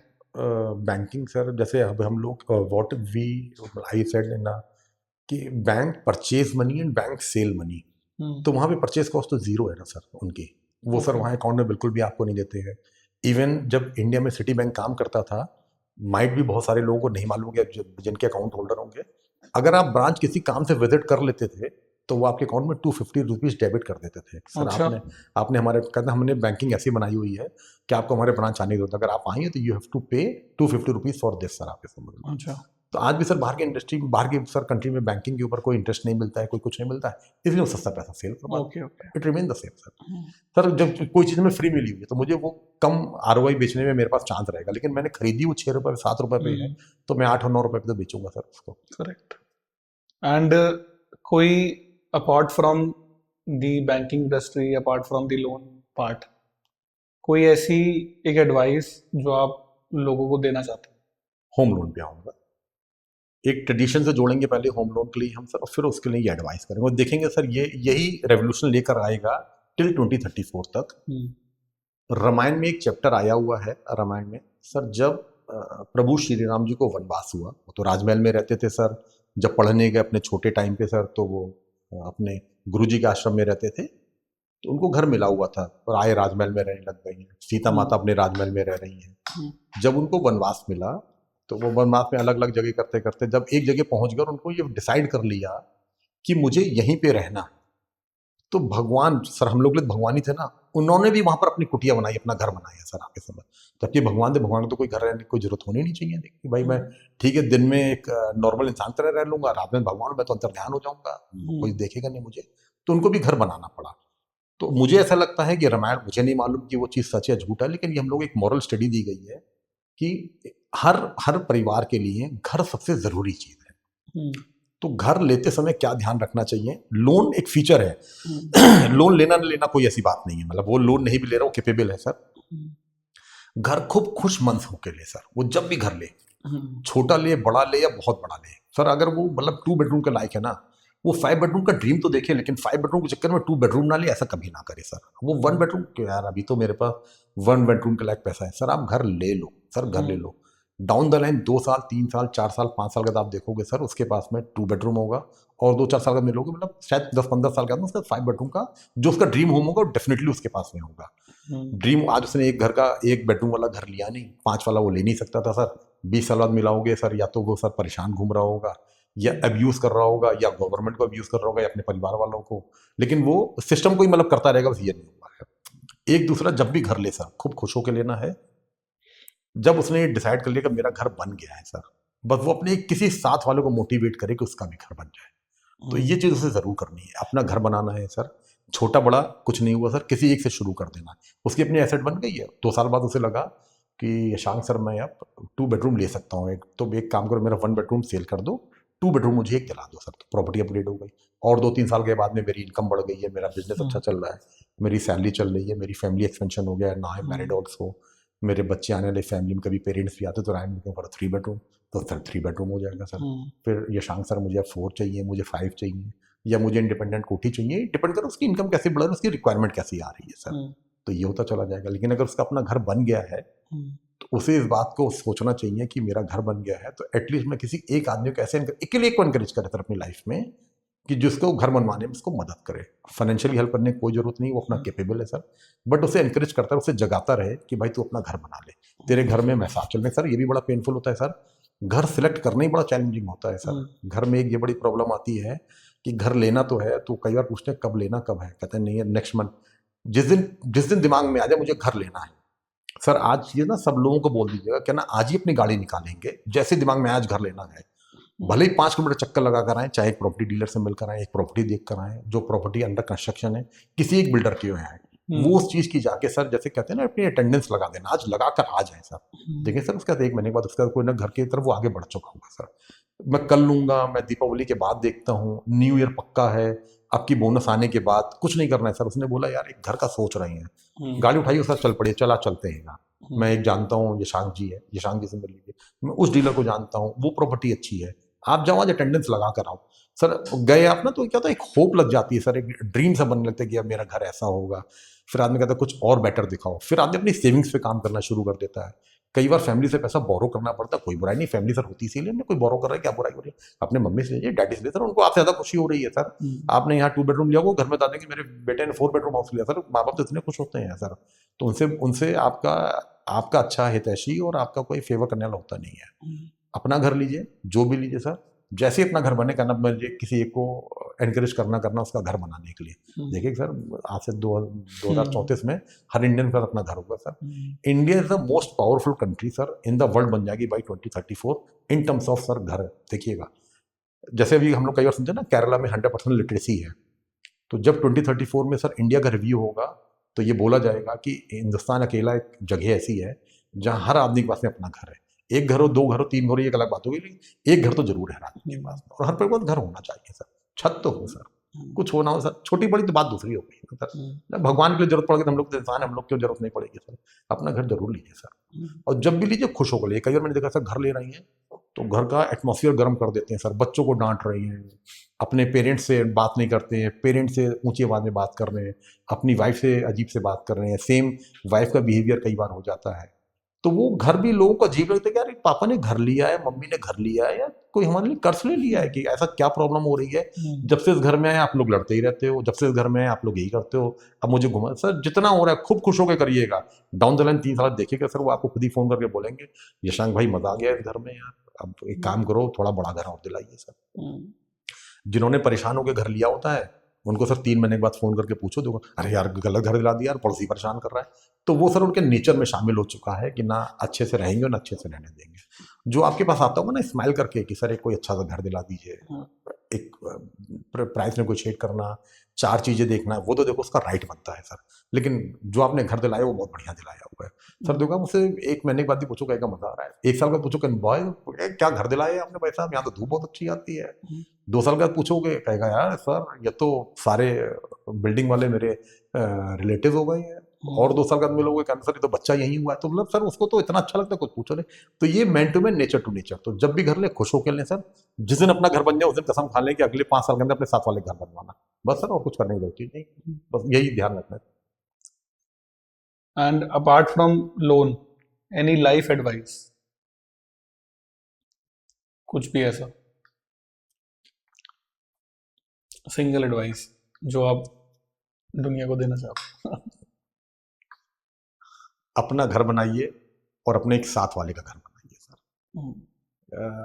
ये प्रॉमिस करना चाहिए हम लोगों को, एक फक्र महसूस होना चाहिए सर हम सब लोगों को कि हिंदुस्तान एक ऐसी जगह है कि जहां हम सब अपने घर के नीचे रहते हैं सर। जब कभी भी सर ना वर्ल्ड फोरम होता है तो एस्टिमेट किया जाता है जीडीपी के लेवल पे, अलग अलग लोगों के लेवल पे, कि वहाँ पर कैपिटा इनकम क्या है, वहाँ पर लोगों का रहने का तरीका क्या है, कैसे लोग अपने घर पे रह रहे हैं। तो सर आपका सम्मान तभी बढ़ता है जब आपके घर का सम्मान बढ़ता है, और आपके घर का सम्मान तब बढ़ेगा जब आपके देश का सम्मान बढ़ेगा। मैं कभी नहीं कह रहा हूँ सर कि आप बड़ा घर बनाइए, अपना घर बना लीजिए सर। जब आप अपना घर बना लेंगे ना सर, आपका डेफिनेटली सोर्स ऑफ इनकम बढ़ जाएगा, आपका रुतबा बढ़ जाएगा। आपका रुतबा बढ़ेगा तो आपके घर का रुतबा बढ़ेगा, आपके घर का रुतबा बढ़ेगा तो आपके देश का रुतबा बढ़ेगा सर।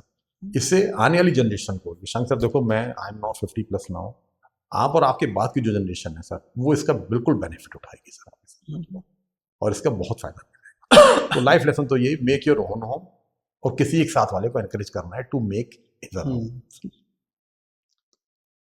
और हमारे यहाँ जो भी गेस्ट आते हैं ना, तो 2-3 क्वेश्चंस हैं जो हम पूछते हैं उनसे। This is apart from the trade और बिजनेस।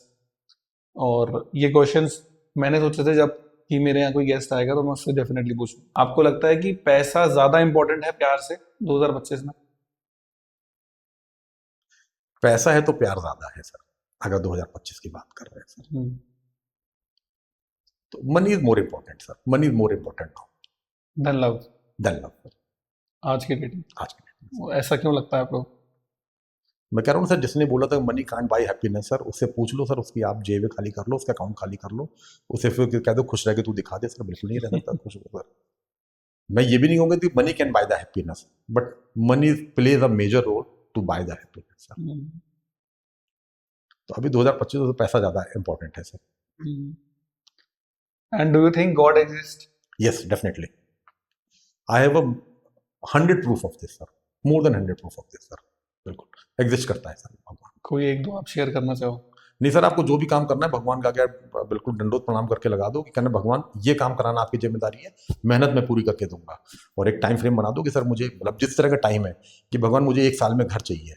आप देखो सर 1 साल में घर होगा आपके पास में, आप लिख के रख दो उनके पास में, आप लेकिन ले दीजिए भगवान मुझे 1 साल का घर चाहिए, और आप मेहनत करना छोड़ दो सर, तो ये तो गलत बात होगी। मेहनत करना आप ही का काम है। कोई भी चीज़ आपको ऐसी जो आपको करनी है, जो जस्टिफाइड चीज़, अनजस्टिफाइड चीज़ की मैं बात नहीं करूँगा, जस्टिफाइड आप मांग के देखो सर, आपको मिलेगी मिलेगी सर। मैं ये बोलूँ कि सर मुझे एक मतलब मेरे पास एक मतलब चॉपर होना चाहिए सर, तो मेरे एफर्ट्स भी चॉपर वाले होने चाहिए सर। मैं एफर्ट्स कर रहा हूँ 800 वाले और चाह चॉपर रहा हूँ, तो इसमें भगवान की गलती थोड़ी हो गई है सर। तो भगवान आपको डेफिनेटली हेल्प करता है सर। वो मतलब कोई भी चीज़ सर, गलती हो जाए ना सर, आप उनको जाके कन्विंस कर दो आज भगवान इससे गलती हो, मुझे बचा लीजिएगा, आप देखेंगे सर आपको कोई प्रॉब्लम नहीं आएगी। आपका भगवान मुझे ये चाहिए सर, मिलेगा। आप ऐसे लिख के रखिए सर, मुझसे आके क्लेम करिएगा कि नहीं नहीं संजय मैंने ऐसा बोला तो मैंने मिला ही नहीं। मैं मेहनत ही ना करूँ सर, जो आपने सुना हुआ होगा कि देयर इज अ 1% जो भगवान को बहुत मानता था, और भगवान से मतलब उनको सुबह नहलाना धुलाना और उनकी पूजा करना, उस उनका भोग लगाना, फिर अपना भोजन करता था। तो जब बहुत तो लोग कहने लगते भगवान कितना मानते, कोई मांग भी लो, तो उसने बात तो सही है यार, तो भगवान मेरी लॉटरी लगवा दे। 1 दिन, 2 दिन, 3 दिन, 4 दिन, 10 दिन, तो एक दिन बोल भगवान से नाराज हो गया, तो भगवान 1 महीने हो गए तो मेरी लॉटरी लगवा दो।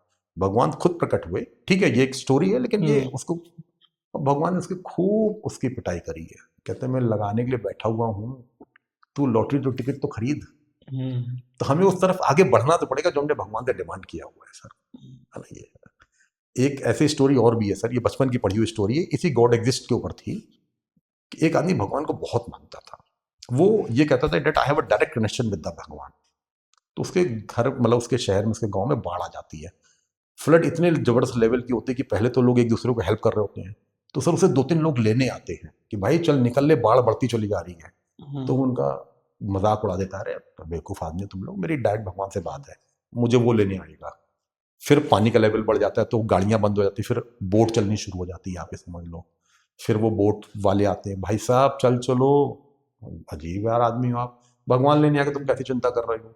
अब वो बोट वाला लेवल पे क्रॉस हो गया सर, वो छत पे जाके खड़ा हो जाता है, उसे हेलीकॉप्टर लेने आता है कि सर गवर्नमेंट कह रही चलिए सर, आप लोगों के लिए भेजा गया मुझे स्पेशली आपके लिए। ये सब बेकार की बातें मत करो, आई have a relation with God, वो खुद लेने आएंगे। सर वो सुनता नहीं, आखिर में से मरना तो था ही सर, वो मर जाता है सर। अब वो भगवान के सामने खड़ा होता है, तो भगवान उसे खुद दरवाजे लेने आते हैं, वो वहीं नाराज हो जाता है। तो सेम वही एपिसोड वाला लॉटरी वाला, भगवान तो बहुत मानते, कहते हैं भगवान एकदम मैंने आपकी जिंदगी भर पूजा करी, जिंदगी भर माना, अभी भी आप मुझे मार रहे हो, मुझे बचाने तो आए नहीं, अपनी शिकायत। कहते मैं तुझे 3-3 बार लेने आया हूँ, मैं तुझे गाड़ी से लेने आया जब बढ़ रही थी, तो मैंने बोट से लेने आया हूँ, और फिर उसका मैं तुझे हेलीकॉप्टर से लेने आया हूँ, तू तब भी नहीं आ रहा है, तो मैं कैसे करूँगा, मैं कैसे अपना रूप दिखा दूँ तुझे, कैसे। तो ये भगवान हमेशा एग्जिस्ट करता है, आपकी हेल्प के लिए हमेशा तैयार रहता है सर। आप कभी भी, मैं तो कह रहा हूँ सर, आपको जो चीज़ लेनी हो आज आप भगवान का गर्जी लगा दी सर, देखो आपको चीज़ मिल जाएगी। लेकिन एफर्ट्स करने हम भी लोग काम में एफर्ट्स नहीं करूंगा फिर नहीं कि भगवान मेरा ये करा दो और आज से मेहनत करना बंद कर दो, ऐसा कभी नहीं, ये गलत है सर। तो God exist. And last question is one advice जो आप अपने यंगर सेल्फ को देना चाहते हो। आज मान लो संजय अग्रवाल जी हैं, 25 साल के हैं, 20 साल के हैं, और आज 50+ हैं, तो क्या एडवाइस आप देना चाहोगे अपने आपको उस समय के लिए, यंगर सेल्फ को? enjoy your life. Money is important, undoubtedly. Save the money also. But पैसे बचाने या कमाने में लाइफ को हेल ना बना दे सर। तो अपनी लाइफ को एंजॉय जरूर करो सर। और अभी तो हम लोग टाइम पे तो एंजॉयमेंट के नाम पे कुछ होता भी नहीं था सर। दादी नानी के घर चले गए सर, वो हो गया हम लोगों के लिए। मूवी देखने को मिल गई तो लॉटरी लग गई। बच्चों के लिए भी तो इतनी इतनी अच्छी अच्छी एक्टिविटीज आ गई हैं। अभी तो लोगों को बाहर जाना आसान हो गया, तो लोग बाहर घूमने चले जाते हैं। तो जो भी आप पसंद है जरूर करिए सर। कोई भी चीज़ ऐसी मत करिए कि जो आपको लगता है कि नहीं मुझे ये करनी चाहिए, नहीं। गलत चीज़ें मत करिए, लेकिन अच्छी चीज़ें हैं। आपको स्विमिंग पसंद है, आज ही स्विमिंग क्लास ज्वाइन करो सर, अगले हफ्ते के एक अंदर। आपको साइकिल लेने का मन है, आप साइकिल लीजिए। आपको बाइक लेने का मन है, आप बाइक लीजिए। आपको गाड़ी लेने का मन है, गाड़ी लीजिए। अपनी लाइफ को खूब अच्छे से एंजॉय करिए। फैमिली, अगर आप बच्चे हैं तो भी अपने माँ बाप को टाइम दीजिए सर। आप एज यू ग्रो सर, तो अपनी फैमिली, मतलब आपकी जो एक्सटेंडेड फैमिली, आपकी वाइफ है, उनको टाइम दीजिए। कल को जब आप बच्चे हो तो उनको टाइम दीजिए सर। लेसन अच्छे दीजिए बस सर। तो मतलब एंजॉय योर लाइफ, बाकी नथिंग एल्स सर। अपग्रेड तो सर वो लोग आजकल अपडेटेड भी हैं, अपग्रेड भी हैं और डिसिप्लिन भी हैं और टारगेटेड भी। उनको मालूम है उनको क्या करना है सर। हम लोग टाइम तो हमको मतलब 25-30 साल तो मालूम ही नहीं था जो करना क्या है जिंदगी में सर। उनको अभी से मालूम था। 10 साल के बच्चे को मालूम था मुझे क्या करना है। 20 साल के बच्चे को तो और क्लियर होता है। 25 साल तो अचीव कर चुका होता है, तो वो अचीव्ड है उसको, मतलब वो चैलेंज नहीं है उसके साथ में, बट वो लाइफ को एंजॉय करे। कैरियर बहुत अच्छी चीज़ है, कैरियर बनाना इंपॉर्टेंट चीज़ है सर, लेकिन आप थोड़ा सा टाइम निकाल ले फैमिली के लिए सर। 2 घंटे दे, 3 घंटे दे, हफ्ते में 1 दिन दे, लेकिन वो फिर कंप्लीट फैमिली को दे sir. Switch off your phone. पीछे एक बार कहीं में बाहर जाने का ऐसा गया था मैं सर, दे रिक्वेस्ट अस कि सर अगर आप हमारी हॉलीडे को वाकई में एंजॉय करना चाहते हैं तो it's a family holiday for you. आप 5 दिन के लिए मोबाइल को स्विच ऑफ कर दीजिए। They are requesting, not force उन्होंने नहीं किया था कि हमारा नेटवर्क नहीं आएगा सर। मुझे वाकई में लगा था कि मैं दूसरी दुनिया में हूँ सर, कि बिना मोबाइल के भी दुनिया है, कि ये मेरे बच्चे हैं, मेरी वाइफ, हम लोग सर पता नहीं कौन कौन सी बातें कर रहे हैं बच्चों के साथ। वो गेम मैंने जो उनके बचपने में नहीं खेले, मैं वो हम लोग गेम खेल रहे हैं। मेरे बच्चे बड़े हो गए, लेकिन हम लोग सर एंजॉय कर रहे हैं। फूड को एंजॉय कर रहे हैं सर, ब्रेकफास्ट कर रहे हैं तो एंजॉय कर रहे हैं, वैरायटी ऑफ फूड देख रहे हैं। तो मैक्सिमम टाइम क्या होता है सर, हम लोग कान में फोन लगा हुआ होता है सर, एक प्लेट में बस कुछ रख लिया सर, उसको खा लिया सर, फोन पे बात कर रहे हैं। मेरी वाइफ अलग खाना खा रही है, मेरे बच्चे अलग खाना खा रहे हैं। हम लोग ने सर वो एंजॉय किया हुआ है सर। 4 दिन हम लोग लगे, अच्छा इसके बिना भी लाइफ है। तो सर लाइफ इज विदाउट, मतलब मोबाइल को नहीं बोलेंगे, बट विदाउट है, आप अपना फैमिली टाइम दे सकते हैं सर। लाइफ कहीं नहीं जा रही सर, जिंदगी कहीं नहीं जा रही है सर। ये फैमिली देखिए, हाँ ये होना चाहिए, फैमिली फर्स्ट होनी चाहिए आपके साथ। कई बार हम जिन लोगों के लिए भाग रहे होते हैं सर, सबसे पहले छोड़ के वही लोग जाते हैं। तो आप अपनी फैमिली को हमेशा प्रायोरिटी दीजिए, काम को उससे ज्यादा प्रायोरिटी दीजिए, लेकिन फैमिली की भी प्रायोरिटी उतनी है सर। और करिए, देखिए कितनी बढ़िया लाइफ चलेगी sir. And you have done so many transactions from us, Shri Homes, और कुछ प्रॉपर्टीज भी बाय करी है, तो आपका क्या एक्सपीरियंस रहा हमारे लिए? नहीं तो फिर यशांक सर आप बहुत अच्छे से काम कर रहे हो। देखो मैं बड़े सारे ब्रोकर के साथ बात करता हूँ, बड़े सारे ब्रोकर के साथ में उनके कस्टमर से बात करता हूँ। कई बार मुझे कुछ कस्टमर्स ऐसे भी मिले जो मेरे सामने बैठ के, हो सकता है कि उनका नेचर हो, वो अपने ही ब्रोकर को अब्यूज कर रहे होते हैं सर। मैंने कई बार ब्रोकर के ऑफिस में लड़ाइयाँ होती देखी हुई हैं sir, between seller, buyer and broker, for what, for nothing. मतलब छोटी छोटी चीजों के लिए लड़ाइयाँ होती हैं सर। कई बार बहुत छोटे पैसे के लिए लड़ाइयाँ हो रही है, कुछ छोटी चीजों के लिए नहीं, कई बार छोटी कमिटमेंट के लिए लड़ाइयाँ हो रही होती हैं सर। कई बार ऐसा भी हुआ है सर कि उसमें मैं अपनी भी इन्वॉल्वमेंट मांग लेता हूँ सर, कि लोन होने में 1-2 दिन हो गया सर, सेलर परेशान कर रहा होता है सर, कहीं बायर परेशान कर रहा होता है, कहीं सेलर ने कोई कमिटमेंट करी जो सेलर नहीं पूरी कर पाए ड्यू कोर्स ऑफ टाइम, कि मैं परसों दे दूंगा, बायर लड़ रहा होता है सर। आपके यहाँ ये चीज़ अच्छी है sir, seller, buyer, including you, और अगर मेरी इन्वॉल्वमेंट है तो मेरी भी सर। आपके यहाँ कभी किसी चीज़ के लिए फोर्स नहीं किया जाता है सर। सेलर बायर कभी ऐसा नहीं होता है कि जब मिल रही हो तो उनके बीच का जो एक ऑरा हो रहा हो वो लड़ाई या नेगेटिव एनर्जी वाला हो रहा सर। वो पॉजिटिव मोड में मिलते हैं, अच्छे से मिलते हैं और अच्छे से काम करते हैं। पैसे कमाएंगे हम सारे लोग, पैसा काम कर रहे हैं सर, लेकिन ये शायद मैंने कई बार बोला है कि अकेले आप ऐसे मैंने देखा है जो मनी माइंडेड नहीं है। काम तो सर देखो पैसे के लिए कर रहे हैं, लेकिन ऐसा नहीं हो रहा है कि पैसे लिए खुद को और सामने वाले को परेशान कर रहे हैं। ऐसा कभी नहीं होता सर, मैंने ऐसा कभी नहीं देखा हुआ सर। ना कभी आपको देखा कि आपकी कस्टमर से लड़ाई हो रही है, आपकी सेलर से लड़ाई हो रही है। मैं कितने कितने केसेस देखा करता हूँ, कभी कहीं अभी एक ट्रांजेक्शन कराने का सर, ट्रांजेक्शन करके अभी हम लोग बाहर भी नहीं आके खड़े हुए थे, सेलर और सर डीलर की लड़ाई होनी शुरू हो गई सर। आगे मतलब ये कायदे से रजिस्ट्री साइन भी नहीं हुई है, अभी गई भी नहीं है अंदर उस कमीशन सर। तो समझ लो अभी तक, कल तक जो सेलर बिल्कुल फैमिली मेंबर बना रहा था, और अभी मैं कह रहा हूँ it is a matter of 2-3 minutes, difference of 2-3 minutes. अभी तो शायद थंब इंप्रेशन लगने बाकी थे या लग चुके थे, लेकिन ये समझ लड़ाई होनी शुरू हो गई है सर। तो ये आप लोग के लिए बहुत अच्छी चीज है, और आप बिल्कुल ठीक कर रहे हो यशांक भाई, देखिएगा बिल्कुल अच्छे तरीके से कर रहे हो।